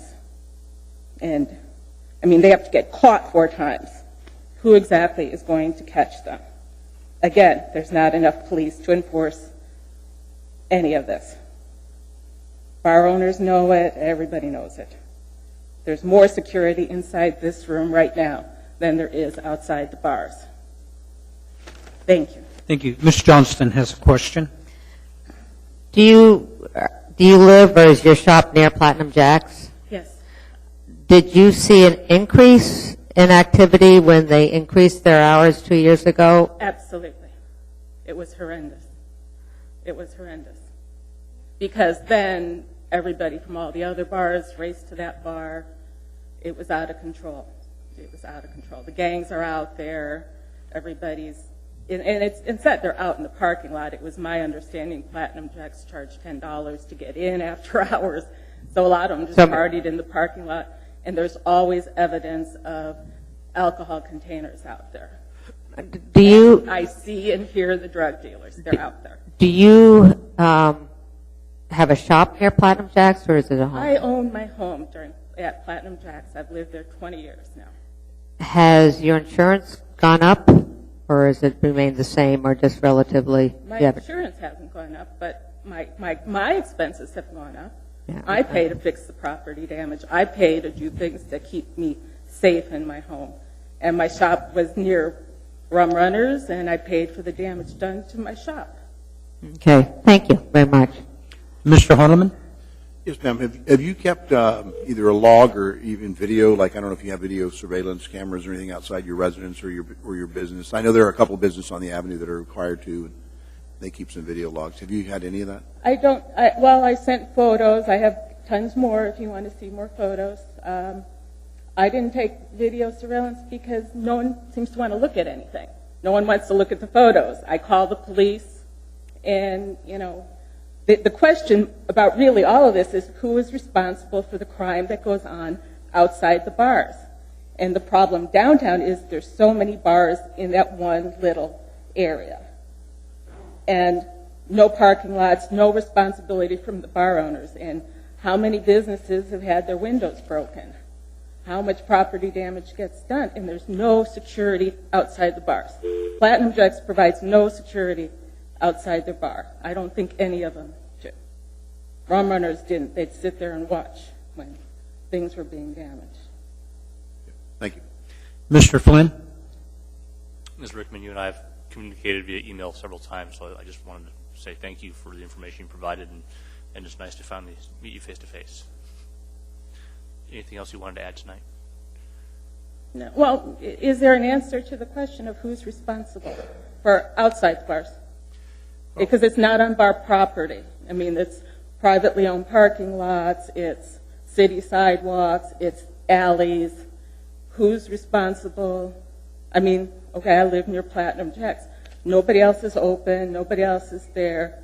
I lived there when it was Lamex. I mean, there was never this kind of crime.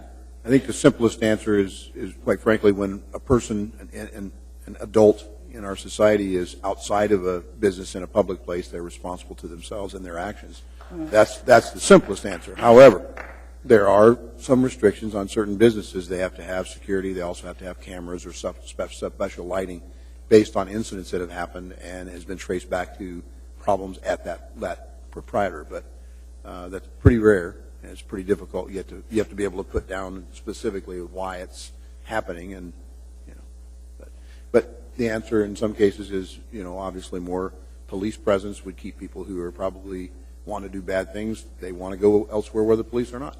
And how to what extreme we want to have a police state, I don't know. But right now, there's not enough police out there, and they don't. But, it's not the police's fault. There's not enough of them out there to handle what's going on. And because there's guns and everything else out there, it's a more difficult situation. Thank you. There are no other questions. Good evening. Hello. My name is Tim Melican. I'm the owner of the Magic Bus, and I'm here today to just ask a question of the body. We've been asked in the visitor industry why it is that restaurants and hotels and the Anchorage Airport can't serve between the hours of 8 a.m. and 10 a.m. And the reason why we ask that question is the community's changed quite a bit in the last 15, 20, 25 years probably when that rule was put in place. We have sports bars that are open. We've got more than 1 million additional visitors during the summer season that are going on cruise ships, and we're not able to have a mimosa ordered or sent to a room. You can't have a drink in the Alaska Airline boardroom or at the airport before you get on a 10 a.m. plane. Buffalo Wild Wings just opened. Peanut Farm and other places serve breakfast, and it seems that there's not any behavior issues that are associated with that. State ordinance allows 8 o'clock serving, but the municipality had shortened that window. So, Mr. Milliken, I think the question I need to ask is, do you have comments on the ordinance that's before us regarding the closing? Sure. I thought you were reviewing the hours in general, so I didn't think that was. This ordinance deals with closing. That's fine. So that was the reason why I was here to address that. But if that's not on the table today, there were a number of questions that were asked by this group, and I know quite a few of you, if not all of you, well. I could answer a few of those questions. I heard the speaker previous, and her concern about behavior. I think that Char and Duran Powell's comments and others are very, very admirable, that to have sales end at 3 o'clock like they always had, but allow people to stay inside for 30 minutes sure seems like a no-brainer to me. I've had a transportation company that is involved in picking up people, and to have all the people come out at once doesn't make a lot of sense to me. And I think you're on the right track, so I'd like to see this ordinance approved with just a half hour of people staying inside and then catching a cab and catching their ride without any additional sales after 3. Thanks. Just a moment. Ms. Osiander has a question. Help people from bars? As a business, we've opted to be off the road by 1:30 or 2 in the morning because there is a horde of activity at 3 in the morning that I think puts our vehicles at risk. I'm just trying to understand what your business So we are a transportation company called the Magic Bus, and we have weddings and birthdays and things that we do drive. But as the owner of the business, I'm not interested in having my vehicles sit in front of a location at 3 in the morning because too many people are coming out at once. So you're like a limo. You have to Right. Bus. We have larger vehicles and limo bus style transportation. So you can't be hailed at the cab. Or Right. No, we can't, but we attract attention because the vehicles look new and shiny and nice sitting in front of an establishment waiting for your guests. So I believe that a 30-minute cooling off period is a tremendous advantage. But you have to have, by Title 11, you have to have at least a 15-minute wait before. I mean, people have to Right. These are guests that we've already. We're not a cab. We're a group of 25 for a wedding party. Has gone from the wedding to the rehearsal and then dancing for a few hours, and then we drive them home. Okay. We're not taking individuals. Prearranged. Prearranged. Yeah. Sorry about that, Ms. Osiander. Thank you. There are no other questions. Okay. Thank you. Thank you, Chair.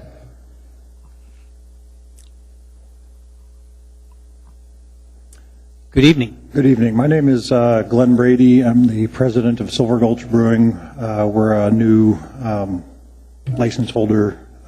Just opened a new store at the Anchorage Airport South Terminal behind security, and echo the comments, some of the comments previously regarding the early hours. I understand that's not up for consideration, but I would encourage this body to consider that in the future. We've got 1.7 million passengers per year in planing leaving from that terminal, and many of which are tourists and headed to somewhere on vacation or somewhere in a different time zone. And I think as a service to the traveling public, that with that in mind, I think it's a slightly different perspective on this issue with respect to service hours that I would encourage consideration and deliberation upon. So I appreciate the opportunity to speak. Thank you. Thank you. Anyone else? Anyone at all?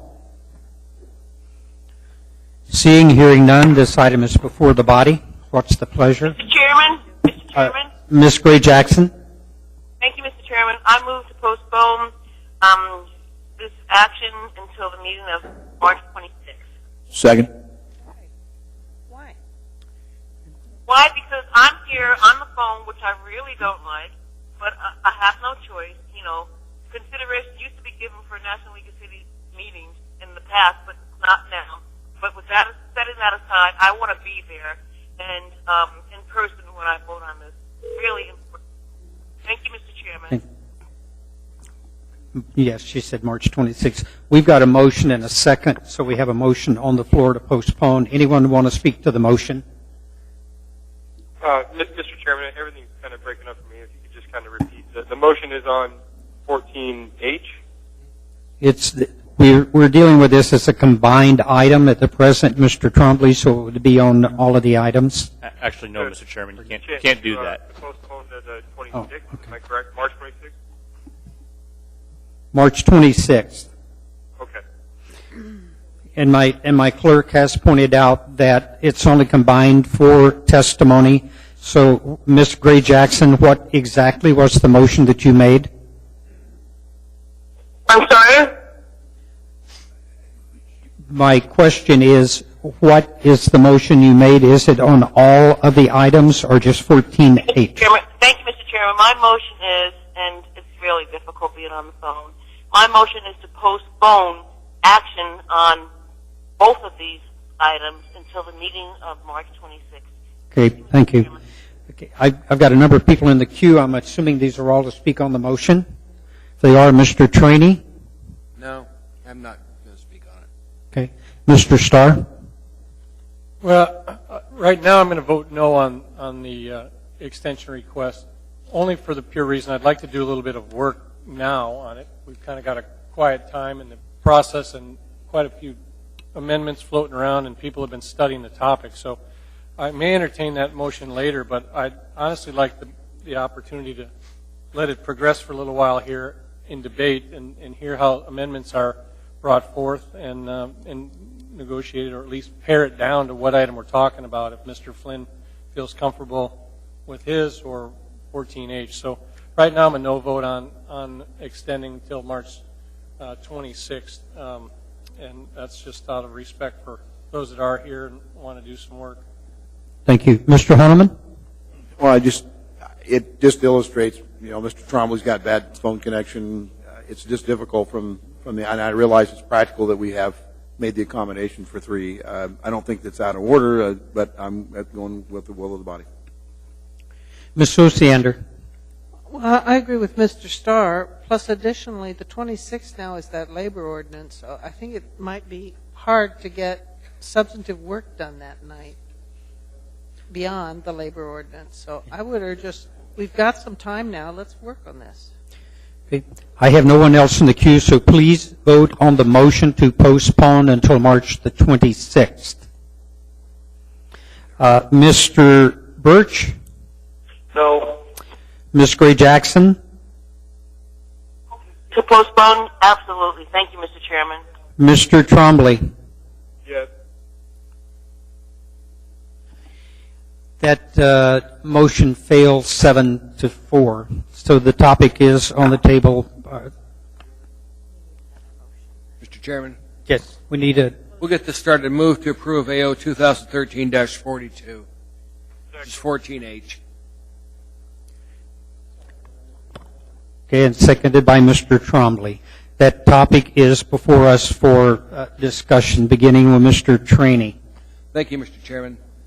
Both Mr. Trombley and I met with CHAR. They were very helpful in this, and we got their concurrence on bringing this forward.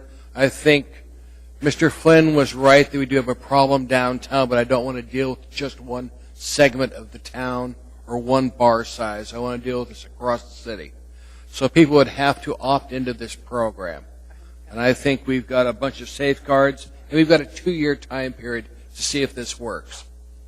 But we've had so many problems downtown with people that can't get a taxi home, and we've seen the police reports that happens when we turn this many people out in the streets and say, go home, without giving them a way to get home. I know Debbie's been working on an ordinance with taxi cabs. That may be part of the solution. But I think this is another part. And I do have a whole series of amendments on here, thanks to our Assembly attorney. So at some point in time, I'll bring all these forward. Because what we're going to do is change it from 15 to 30 minutes. But what would happen under this is at 3 o'clock, service stops, the lights come on, the sound system dies down. It allows the individual to drink their last drink they bought during the legal hours to buy alcohol. Just gives them a while to consume that beverage before they go home. Mr. Trainee, you do that in the form of a motion now, an amendment? Might as well. The amendment we've got attached here, you've all received a copy of this. I think you all did. It's amendment item for number 14H. I want to move that amendment forward so we know what we're dealing with. And Mr. Trombley second that motion. So that is on the floor for discussion, and I have Mr. Honeman in the queue. Well, Mr. Chairman, speaking to the whole issue and the matter here, and I was contacted by members of the Anchorage Downtown Partnership, the chairman or executive director, and their organization had a conflict. That was another reason why postponing wouldn't be a bad idea. I'm not sure if they were able to deliver anything in writing in time, but I know several of us were contacted. And they're concerned about, and, let's not kid ourselves, this all started with the dialogue Mr. Flynn started with a motion to close certain bars of certain sizes in the downtown area 1 hour early. And one of the reasons is to address issues that had been going on and escalating. And as someone from Chilkoot Charlie's, I think Mr. Gorton had actually described as perhaps something akin to an unsupervised street party after closing hours. And we had the one tenant who lives downtown who can basically testify and probably could give photos of something akin to that. So the concern that the Downtown Partnership have for the area is interest of business.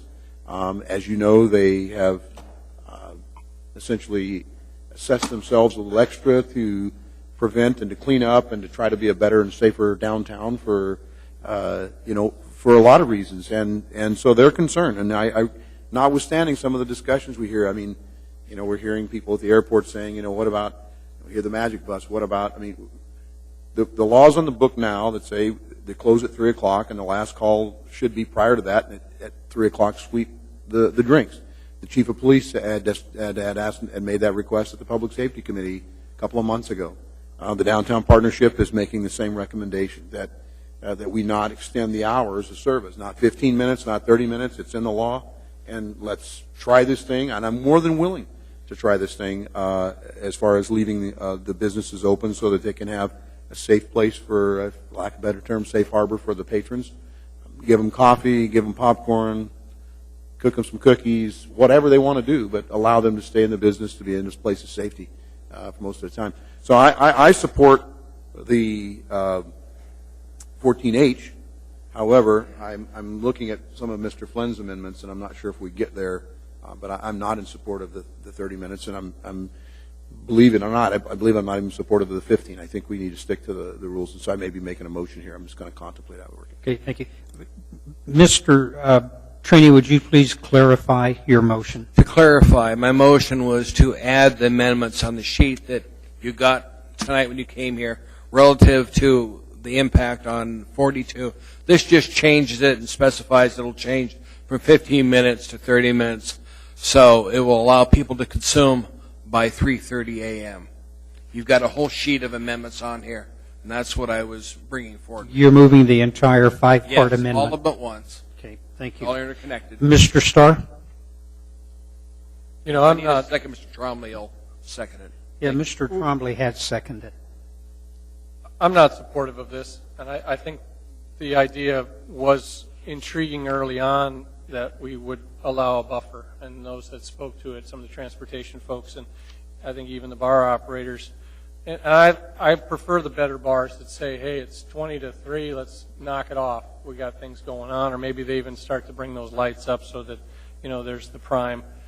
I appreciate that it's an opt-in opportunity, and you change your conditional use, and we have opportunities to put other mechanisms in place. But I think it just extends drinking. I think the operators that do this are going to say, hey, we had to spend this money, we had to modify our conditional use. You know, guys, now last call's at 3 o'clock, and there you go. By the time they serve, it's 3:10. Waitress comes around, and I'm a fan of it. I appreciated Mr. Honeman's take on this. He's been out there. He's well connected in the public safety arena, as well as the communication on what he's seeing. I'm happy to go with some of that, the 3 o'clock to 5 o'clock, the 3 o'clock to 4 o'clock buffer, but not with any more consumption time. It's just not appropriate. And so, respectfully, I'm going to vote no on the amendment. I'd like to see the other item back for more discussion because I think it has merit. Ms. Johnston.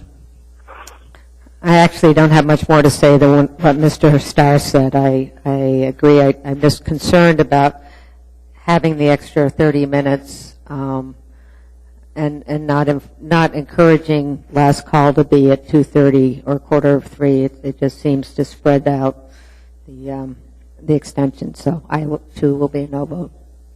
Ms. Osiander.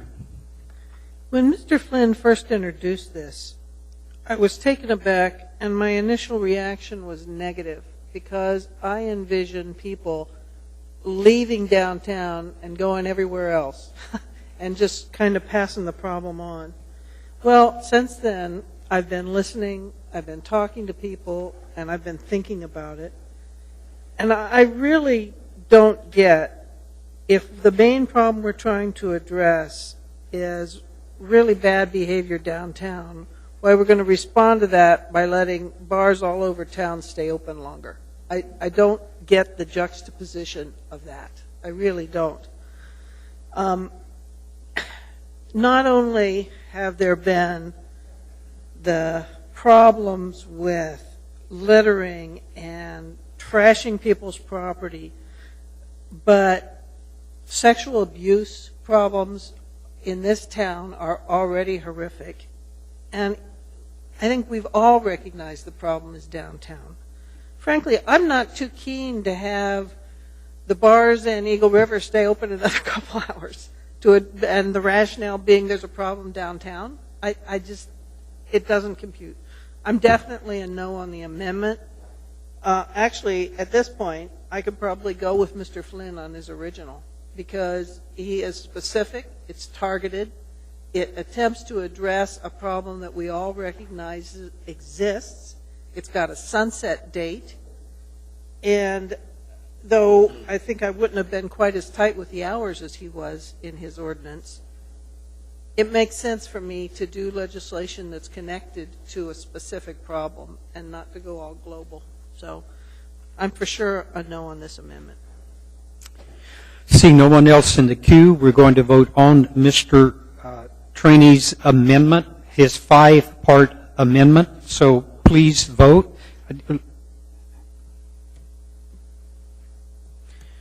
Mr. Birch? Yes. Ms. Gray Jackson? Yes. Mr. Trombley? Yes. That motion fails 7-4. Mr. Chairman? Yes, Mr. Flynn. I'd like to move, there's another page of amendments with my name on it. I'd like to move amendments 1 through 4 in conjunction. If I could get a second, I'll explain. Second. Mr. Flynn? This does sort of the opposite of what Mr. Trainey is trying to do. This says 3 o'clock is the cutoff for consumption. That's the current rule. It keeps that in place. And if we're going to allow these establishments to stay open later, that's fine, but not with continued consumption. We did hear from some of the operators that was something they've already been able to do. I think it's reasonable.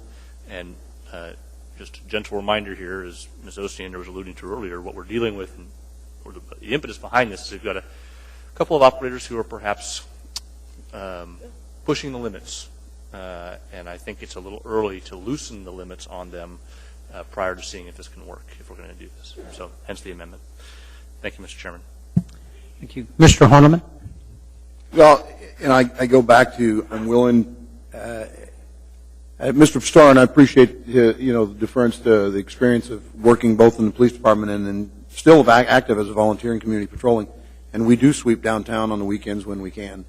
And one of the issues that we have seen, not necessarily Platinum Jack's experience, but with the Kodiak Cafe, and I know that I was very grateful for Anchorage Jar and Miss Philomines. We sat down with the owners when we started recognizing there was a problem. They almost got there.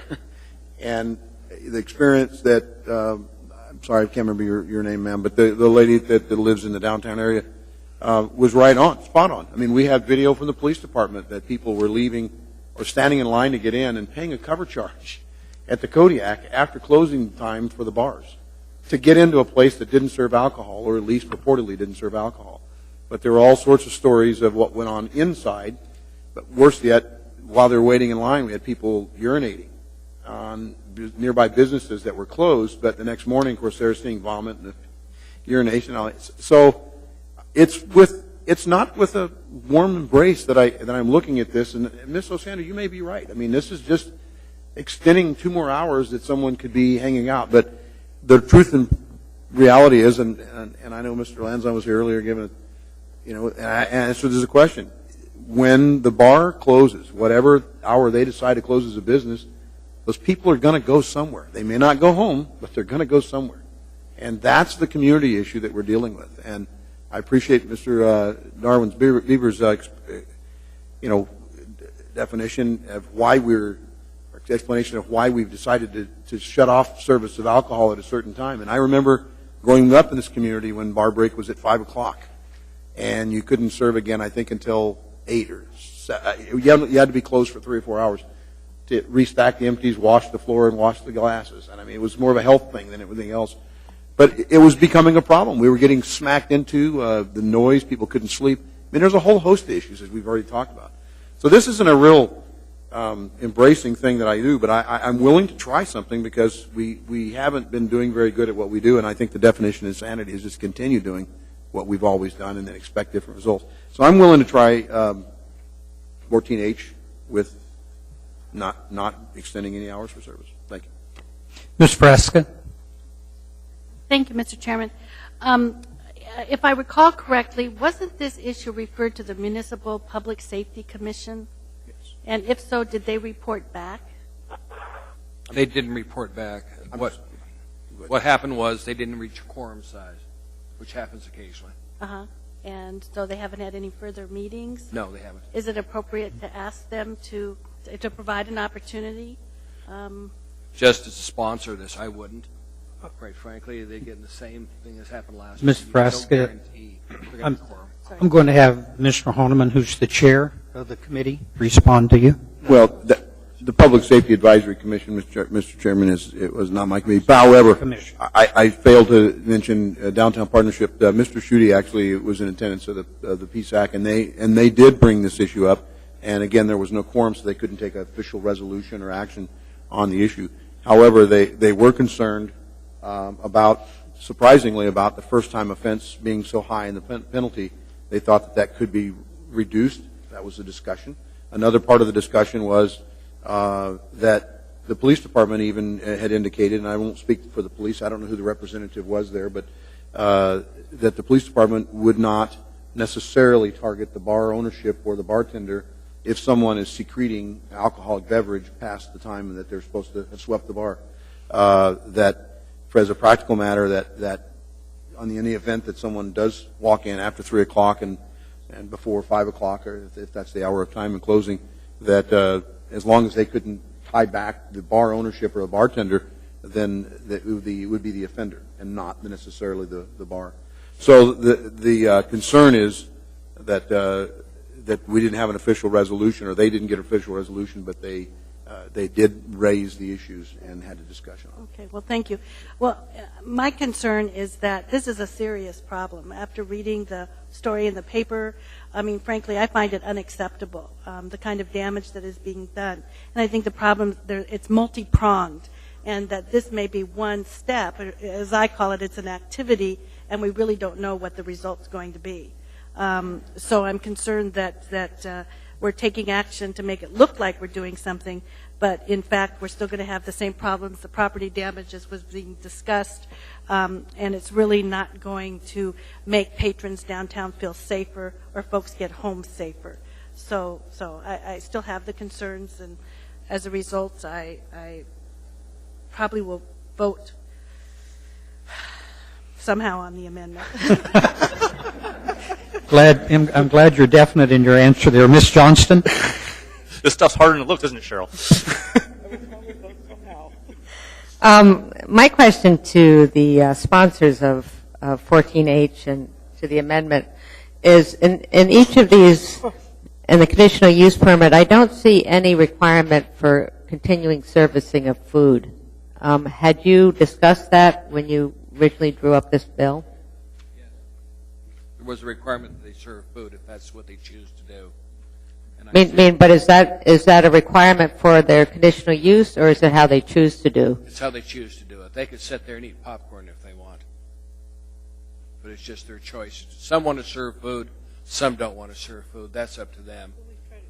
The object was to at least get the people home, to give them safe harbor after the bar closed, ma'am. That was the purpose of it. Okay, thank you. I'm a little bit more definite on Mr. Flynn's amendments. I think he's closer to working or solving the problem. It still is an opt-in program, so I don't see it as something that's a heavy-handed situation. I just see it as an opt-in. So I will be supporting Mr. Flynn's amendments. Mr. Honeman? Oh, that might have been from previous. Sorry, Mr. Chairman. Mr. Starr? Well, just so we're clear, Mr. Flynn, you haven't moved 5 yet. We haven't discussed the 4 versus 5 discussion. Mr. Starr, may I interrupt you? We've got someone on telephonic that we need to have them mute. We're picking up terrible background noise. I think it's Frank. Mr. Birch? Thank you. Mr. Starr? I get it, and I'm going to support the motion. I think the bigger discussion was the service time and the ability to spend more time drinking. You know, I think the end game is to buffer that time between when we say stop drinking and get out. That's what I see as the end game here. And Mr. Flynn's verbiage seems to clean up the ability. I have a couple questions more after the amendment, but I'm going to support this as a process forward so far. Thank you. Seeing no one else in the queue, please vote on Mr. Flynn's 1 through 4 amendments. Yes, just a moment. Do I have? Could you just repeat the motion? We are voting on Mr. Flynn's motion, which has 1 through 4 amendments that basically says you stop the service of consumption of between the hours of 2:30. I'm sorry. Mr. Flynn, please state your cover. That's going to be a better way to go. Thank you, Mr. Chairman. Adam, I moved amendments 1 through 4. Hopefully you received those via email earlier today. But in a nutshell, it says consumption has to be completed by 3 a.m., the current closing time. So you're basically just keeping the hours as they currently are. You're changing it from 3:15 in the ordinance to 3. Exactly. Okay. Okay. Any other questions? If not, please vote. Mr. Birch? Yes. Ms. Gray Jackson? Yes. Mr. Trombley? Yes.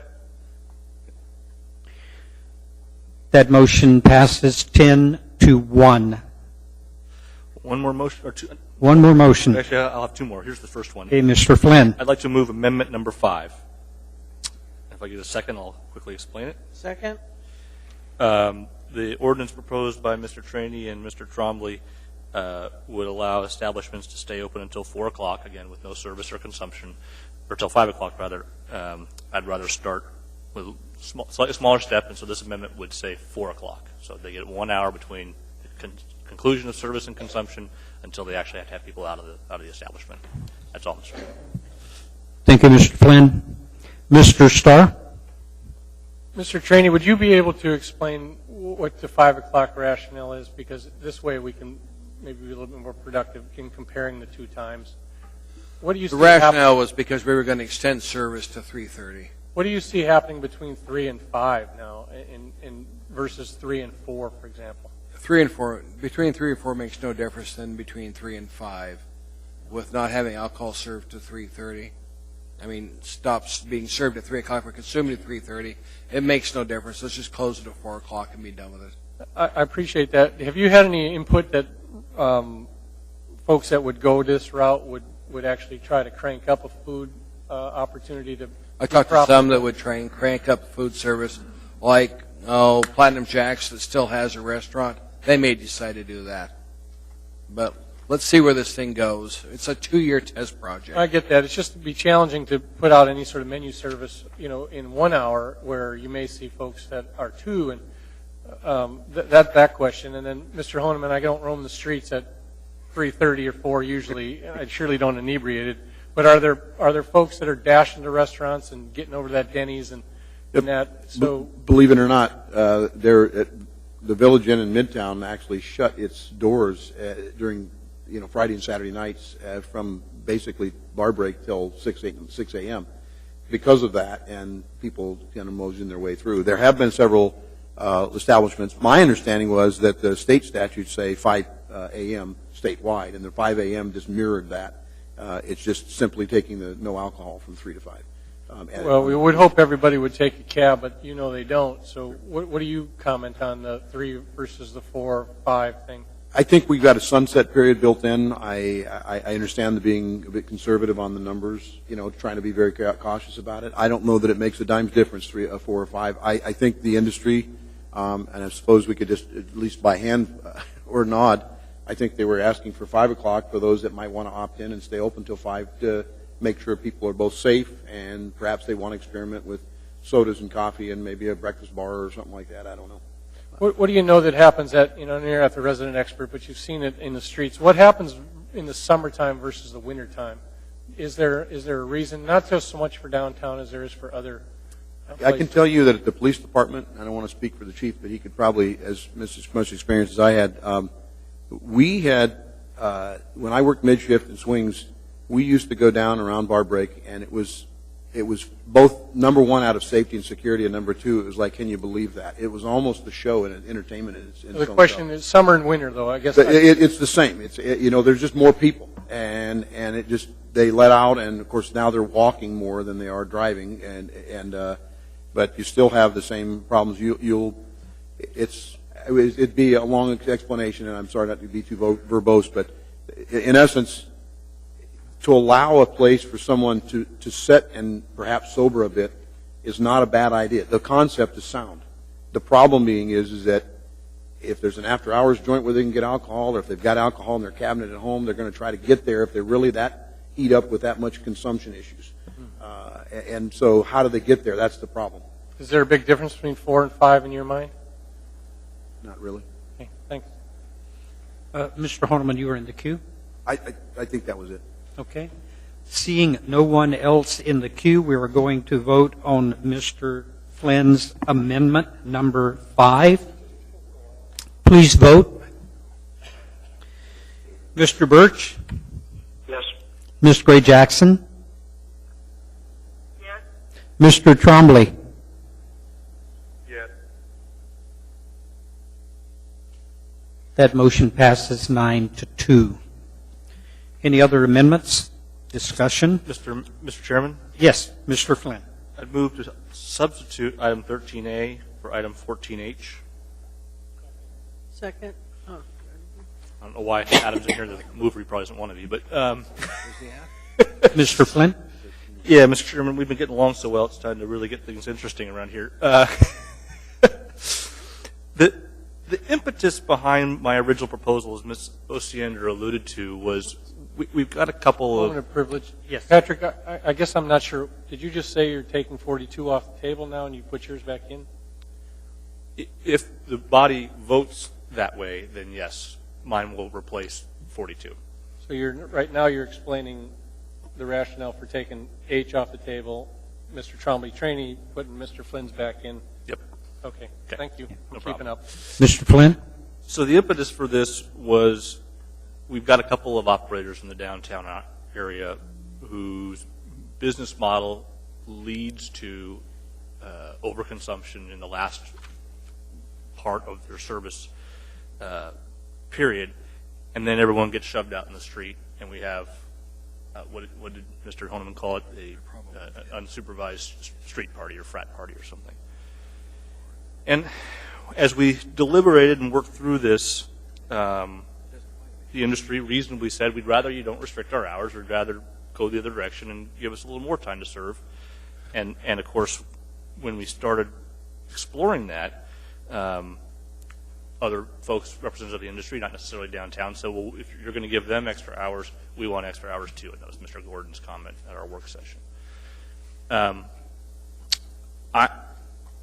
I'm not sure adding hours that establishments can be open is going to solve the problem. I think that the amendments that this body adopted to Mr. Trainee and Trombley's proposal makes it better, but I'm not sure we're actually addressing the problem as effectively as we can, and I think what I originally proposed does a better job of it.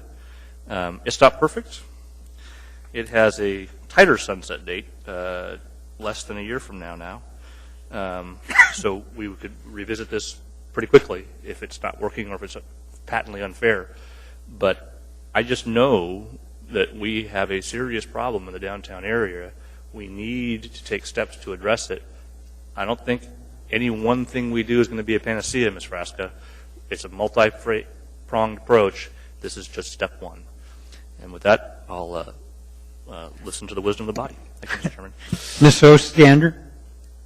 Well, as I stated before, I initially was really skeptical when he put this forth. And my problem, I guess, is I've talked to too many people who've confirmed that the problem really, really does exist.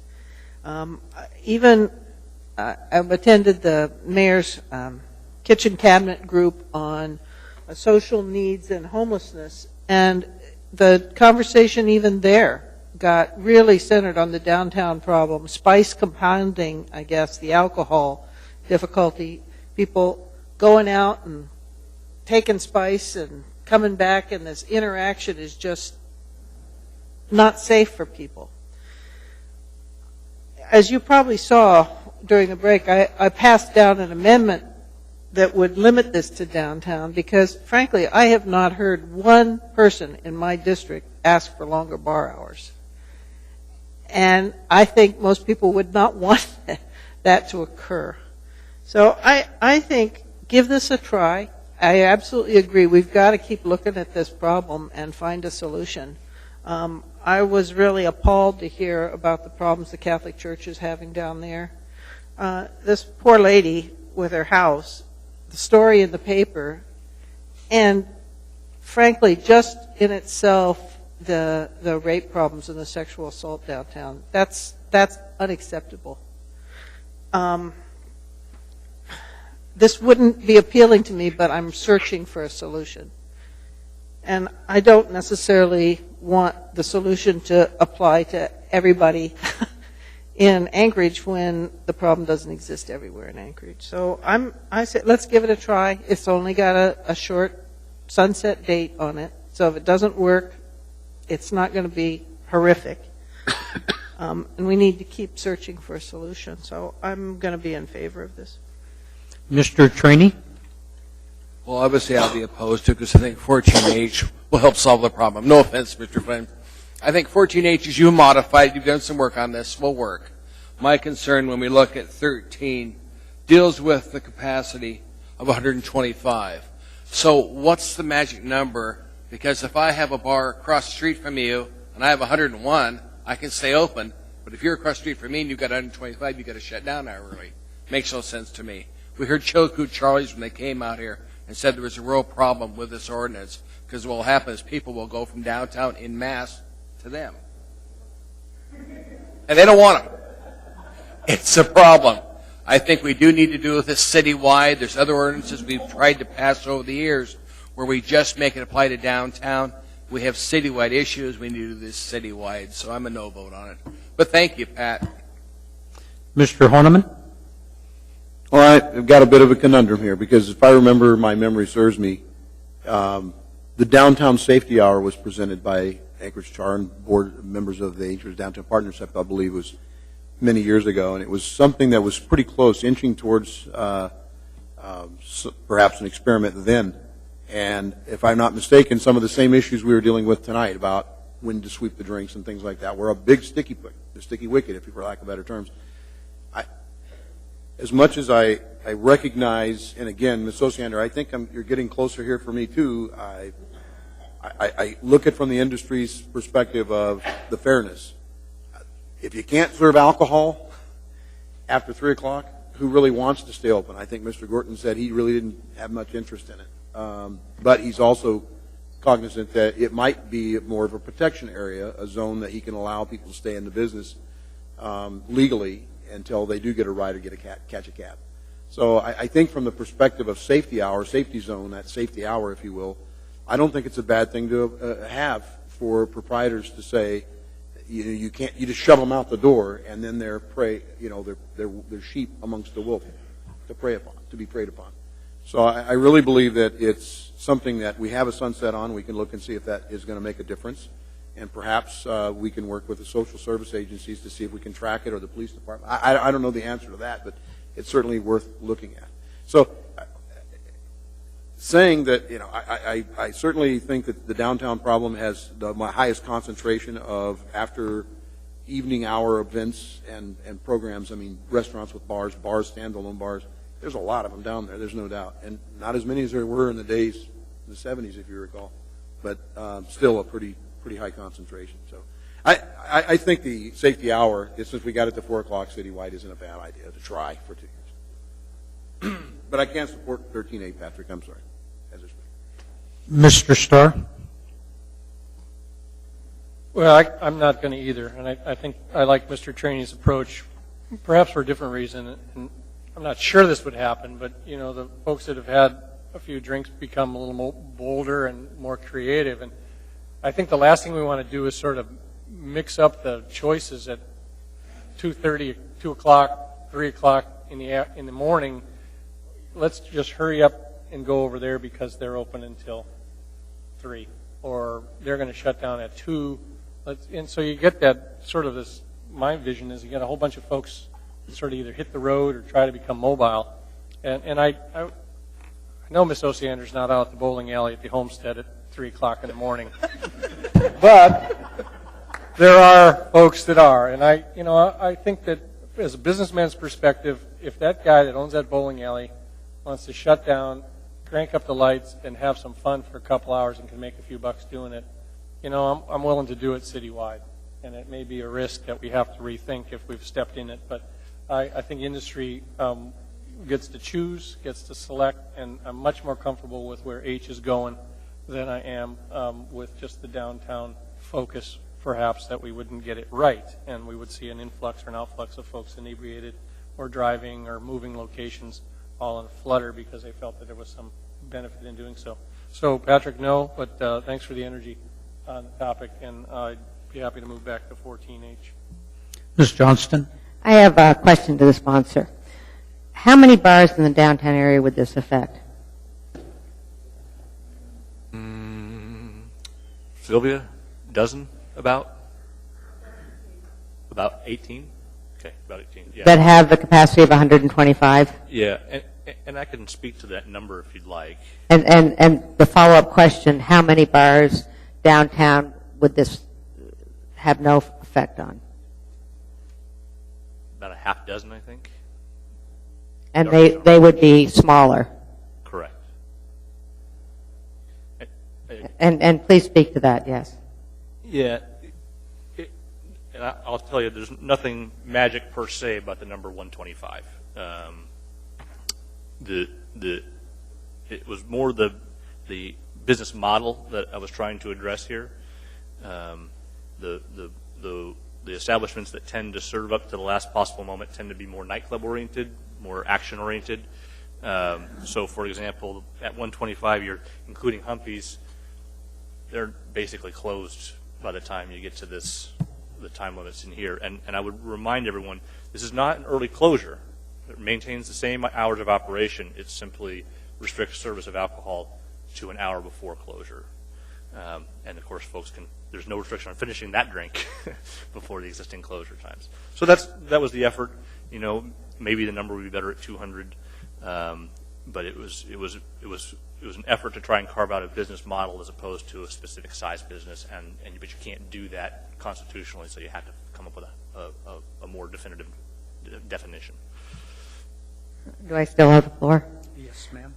That concerns me. I mean, I understand what you're trying to do, and I appreciate your approach, but I also, I'm concerned about the herd mentality, and having never been able to stay awake that long, but I do have children, and they have had black eyes, so I would be weary of closing or shutting off drinks in the larger establishments for the pressure it would put on the smaller establishments, because there are a lot of folks that are hoofing it. So I'm afraid I won't be voting with you on this. Surely, Ms. Johnson, you are not alluding that the people of Anchorage are cattle?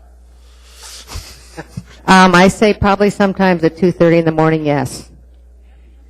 I see no one else in the queue, so we are voting on Mr. Flynn's motion to substitute 14H with 13A. Please vote. Mr. Birch? No. Ms. Gray Jackson? No. Mr. Trombley? No. That motion fails 9-2. We are now back to 14H on the floor as amended. Ms. Frasca? So I would like to offer an amendment on 14H to Section 6 on page 7 to change the effective date to the sunset date to 2014 instead of 2015. Okay, we got a motion and a second. Ms. Frasca, would you like to speak to your motion? Yes. Given the multi-pronged nature of the problem, I think it would be important to get feedback earlier rather than later and take appropriate next steps. So I think doing it within 1 year instead of waiting for 2 would be a prudent tool. Ms. Osiander? I would agree. I also want to remind the body that the 2 times I know that we've done this, which was the Platinum Jackson, is it Kodiak Cafe? It failed both times. So I'm just really hesitant about it. Now we're just going to do it everywhere. Seeing no one else in the queue, please vote on Ms. Frasca's amendment to change the date to 2014. Please vote. Mr. Birch?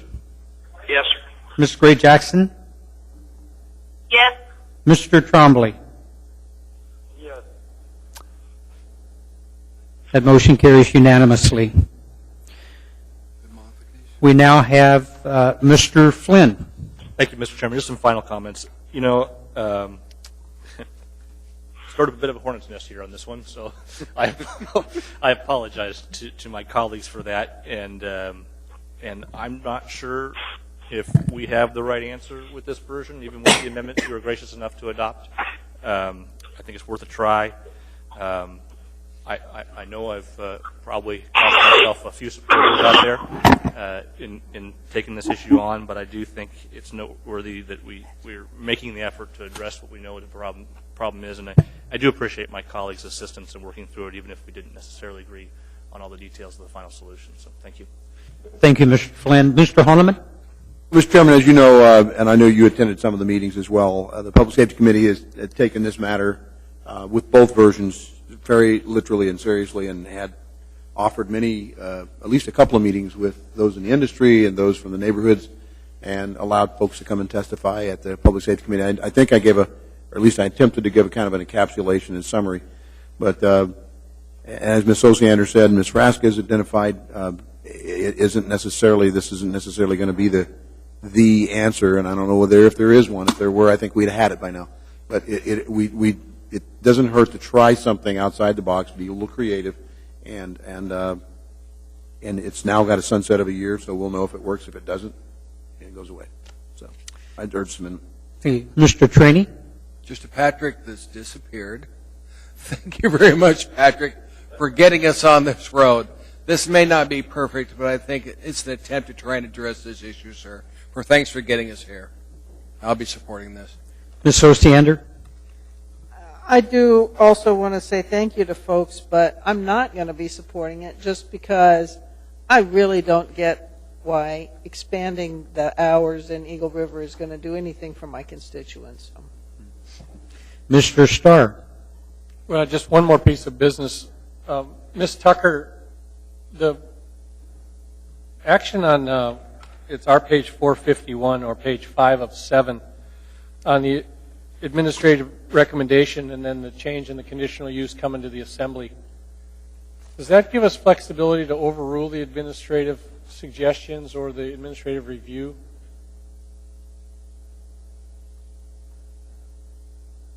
I guess I'm questioning the subject to assembly approval of the administrative recommendation.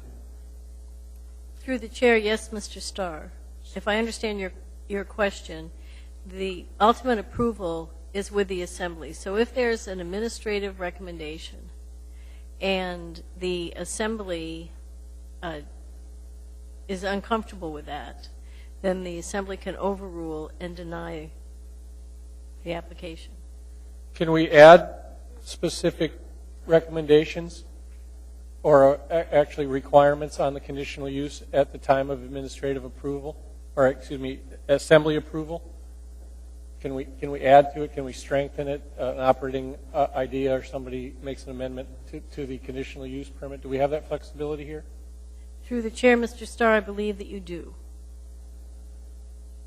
Okay. And I believe that you have that because that the conditional use permitting system and the piece of it that is engaged and used in here rests with the assembly. Let me ask you, the process is that somebody's already got a conditional use permit that's out in the industry, and I don't want to scare any of the industry, but if the conditional use comes back, is it only to address the operating hour changes, or if something should come back and we say, hey, we don't like that about your operation, and take a whack at changing the conditional use that they operate under prior to the requested change, are we able to really do that? Through the chair, Mr. Starr, I'll give you a scenario and then we'll see if that matches up to your question. If for all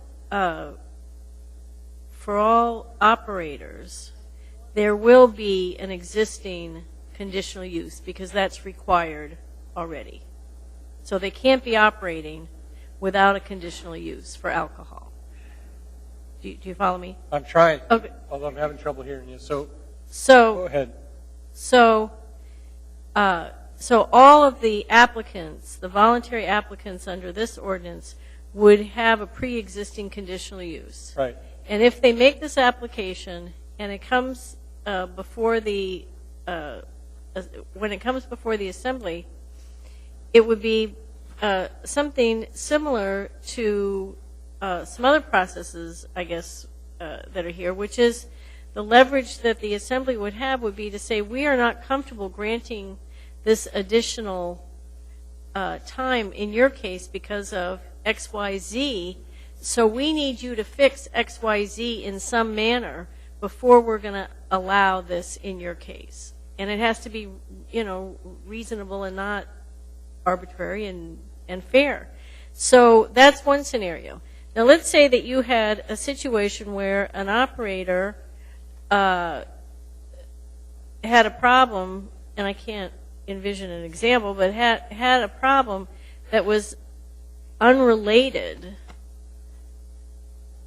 or much different, and the operator said, well, okay, no, I don't want this that bad. Well, then you don't have any more leverage, and what you need to do about that larger problem is to, when it comes up for renewal, when the license comes up for renewal, when if the assembly feels strongly enough about it, there is a process. There are the existing processes in place for the assembly influencing the conditional use. Got it. Thanks for the answer. I appreciate that. So I guess I'm supportive of it. I think the answers were given that, and I appreciate the writers, Mr. Trainey and Mr. Trombley, on bringing that to our approval. It's not just blatant and put out there. If they request it, they get it. I think we get to see them case by case, and it also is more assurance. So I don't think it's an experiment. I think it's an attempt to sort of do good work in the public's view with sort of a bad scenario. System-wide, I think we can handle it. Industry will step up and do the right things to make sure it's safe, and hopefully this helps. So I urge approval. Thank you. Seeing no one else in the queue, this item is before us, 14H as amended. Please vote. Mr. Birch? Yes. Ms. Gray-Jackson? Yes. Mr. Trombley? Yes. That motion passes 10 with 1 Mr. Chairman? no. Yes. Can I just make a pitch to the industry or those that might live in the area as well? Please let us know if how this is working, and please do your best to make sure that we're doing our part. Everybody's doing our part. We just want a safe community and businesses run well. Please. Thank you. Okay. The next item that I'm going to bring up, we intend to postpone. So just a notice to anyone that might be here, we are going to postpone this. You can only testify once. We now have before us item number 14I, AO number 36, an ordinance of the Anchorage Municipal Assembly amending Anchorage Municipal Code, chapters 11.10, 11.20, 11.30, and 11.40. Waive reading. Thank you. This item is before us for public testimony. Anyone to testify? Anyone at all? Seeing, hearing none, this item is before the body. I move to postpone till April 7th. About April 9th. 9th, I'm sorry. No, I think second. we're supposed to continue. Mr. Trainey, Continue. I move to continue the hearing to April 9th. Mr. Trainey? Move to postpone indefinitely. Second. Just kidding.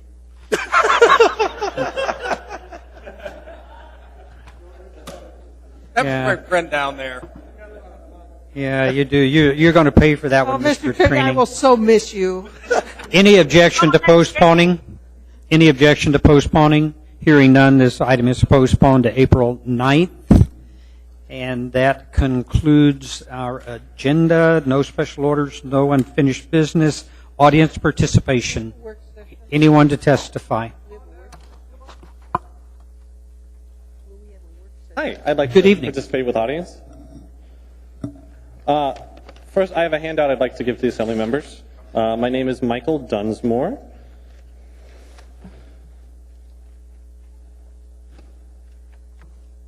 We can pass them down.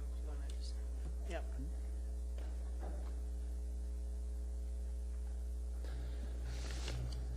Once that gets down to you, this is just really quickly. I don't want to take up too much of your time, and I thank you for having this audience students participation portion of the agenda.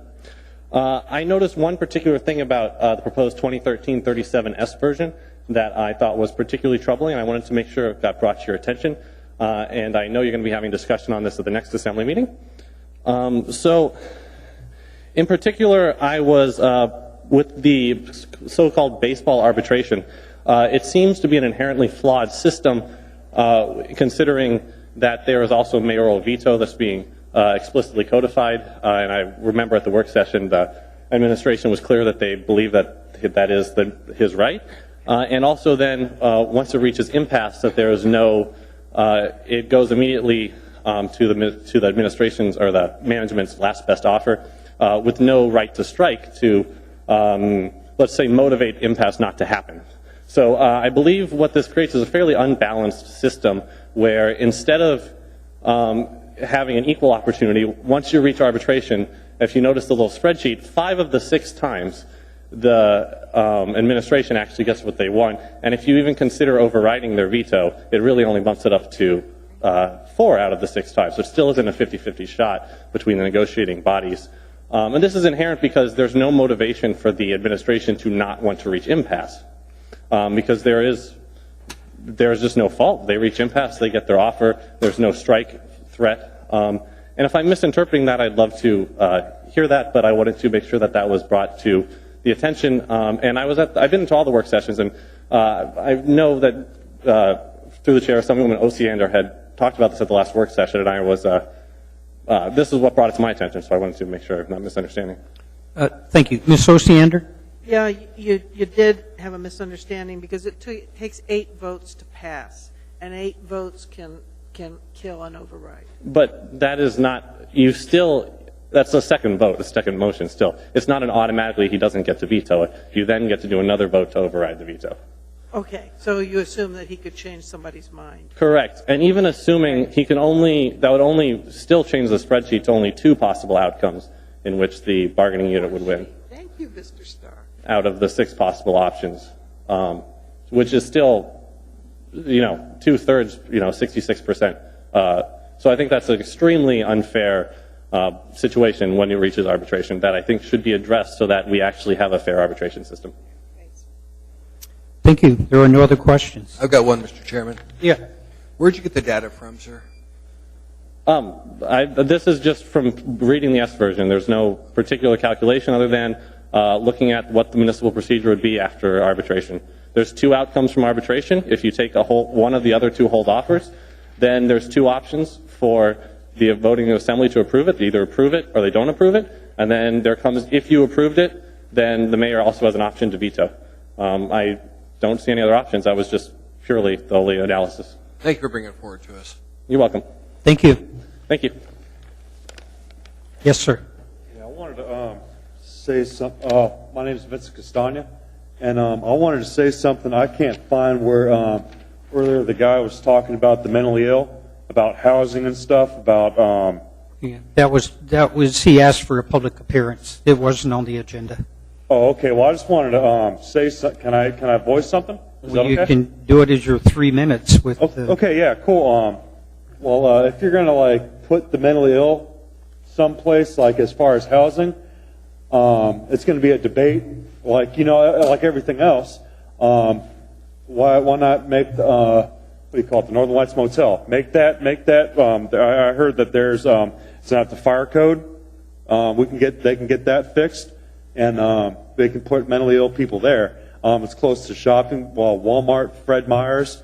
It's essentially located in Midtown, and it wouldn't be a hazard to where people would be walking out. I mean, people are going to walk where they're going to go, but I mean, there's going to be staff there and all those other good things. There wouldn't be where that one guy was saying, well, he took off, he ain't here no more, but that little crosswalk or the little corner walk, how you guys get your funding and stuff, it would be all going towards that. I think that'd be a good proposal, and that place can have use again to where it ain't an empty lot, a vacant lot. So I mean, I'm a mentally ill person myself. I'm bipolar and ADHD and whatever else they want to say. But I'm here speaking on the behalf of other people of where we would like to be placed. And I think that'd be a good place for that, where it can be used properly for something, as that need, for housing the mentally ill. Thank you. Mr. Holloman has a question. Sir, I'm sorry. Yeah. I couldn't get your name. What was your name, sir? Vincent Castagna. Castagna? Yeah.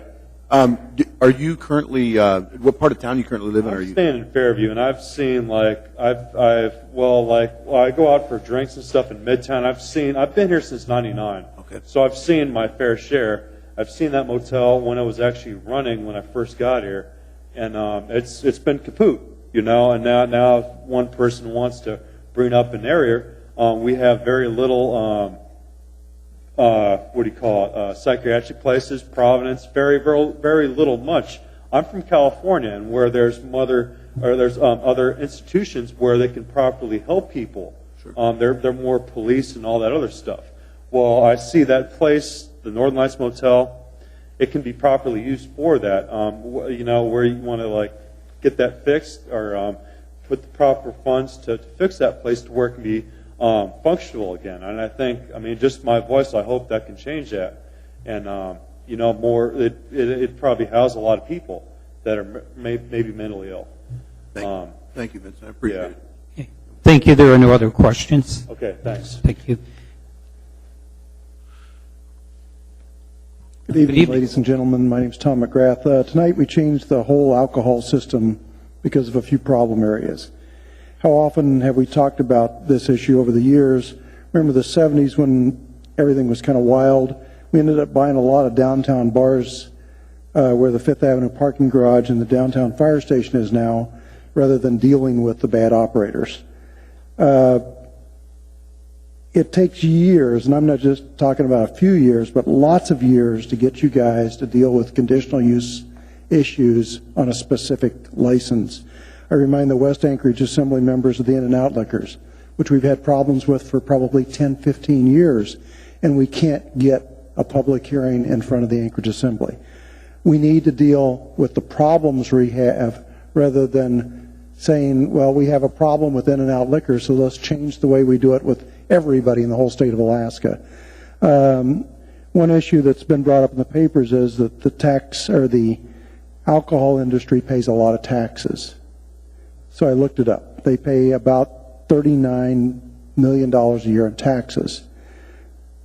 I've been to a lot of forums when the public safety and corrections people say that 80% of the people that they deal with are there with alcohol as a significant contributing factor. The cost of just public safety and corrections at the state level, let alone the Anchorage level, is about $400 million. So they don't pay their way. I think, I'm not saying that we should curtail the distribution of alcohol. I'm suggesting that maybe alcohol should someday pay its way. So I would love to see a special tax on the industry so that when they say we need more cops downtown, which we probably do at 2 o'clock on Friday and Saturday nights, then we have the money so we can hire them. But it should come, as Craig Campbell used to say, the assemblyman that used to be from Eagle River and then was lieutenant governor, he used to say the cost causer should be the cost payer. And I firmly believe that. Thank you. Mr. Horniman has a question. Okay. Mr. McGrath, thanks for coming down. I wanted to assure you a couple of things. First of all, when Rum Runners was an out-of-control place, and I know that it took some months, and actually probably a little more than a year, to finally get everything that we needed to make sure that came to an end, it did. And, it was creative. It certainly, I'll give you that, but we were able to get the business closed, and it's not a problem downtown. We are working. Your assembly persons actually have referred to the Public Safety Committee, and we're not done with In-N-Out Liquor, Bush 2, the one on across off Benson Boulevard. He's mine, not theirs. Okay. So in any event, we are working on issues, and I'll be at the wheels of government. We move very slowly, and you've pretty much nailed that many times. But we're working on it, and we're not ashamed to take or afraid to take on bad operators, and that's what we should be doing. So I appreciate your comments. But lots of times it's taken many, many years. I know, and we're working. Thank you. Thank you. Anyone else?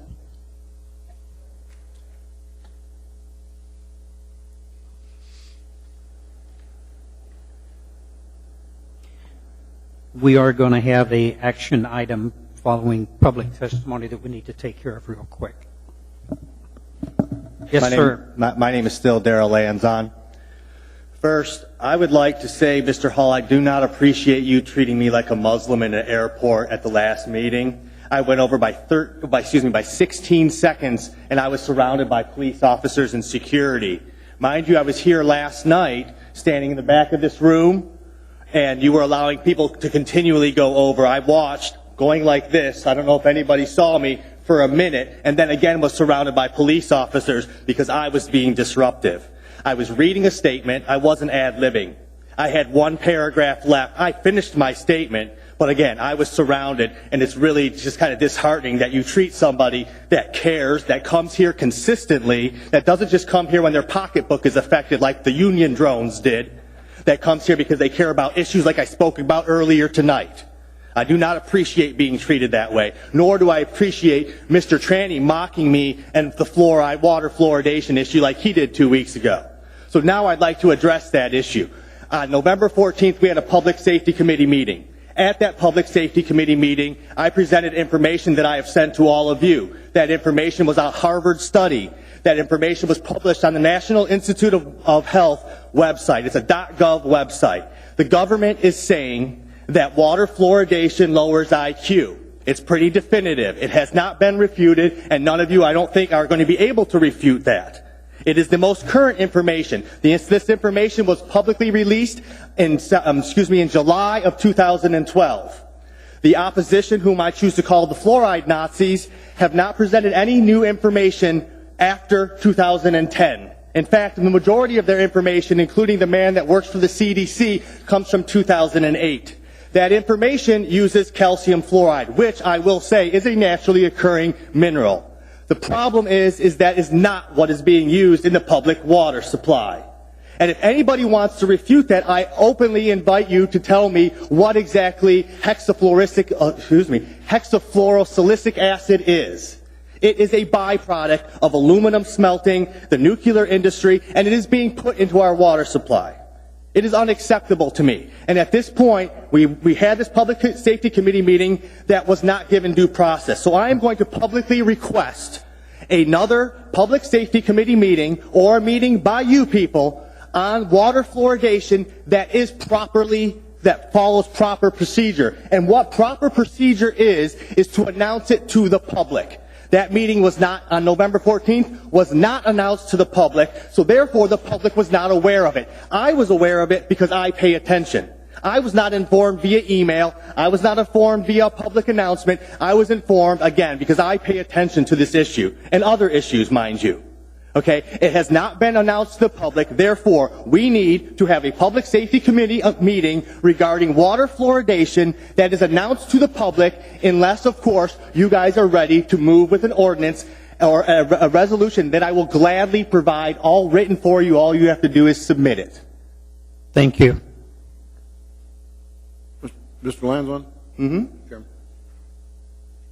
I want to say that the Public Safety Committee meetings are always published second Wednesday of every month. Now, I'll admit that there are times we've had to postpone or cancel, change the dates or cancel, but it's been pretty rare since I've been the chair of the committee. I can't help whether the media turns out to these events. You're welcome to invite them, and you're certainly welcome to hold any committee meetings you want to on the issue to educate and inform the community. But we are working on the review of the fluoride that we have in our drinking water, which includes legal review from our administration. We're not ready to come back with a resolution, but I'm hopeful it'll be soon. And that's where we stand with the matter, and I appreciate you coming back and continuing to push, prod, pull, however you choose about the matter, and I appreciate your passion. Okay, thank you for that. And if I may, through the chair, that meeting was 4 months ago, and my point, and this is not the first time that I said it, that meeting was not announced to the public. According to my knowledge, and please correct me if I am wrong, these meetings are supposed to be on the Muni website. I've seen this meeting on the website. I've seen the special meeting that you had regarding Prop 37 on the website, but I never saw, and I check the website on a regular basis, just so you guys know. I'm going to pay attention. I appreciate that. We'll look into it. Thank you. Thank you. Anyone else? Not Ms. Johnston? Yes, I'd like to move to postpone indefinitely item 13A. Second. Okay, we have a motion and a second to postpone 13A indefinitely. Any objection? Seeing, hearing none, that item is postponed indefinitely. The chair will take a motion to adjourn. We stand adjourned. Thank you, Ms. Gray Jackson.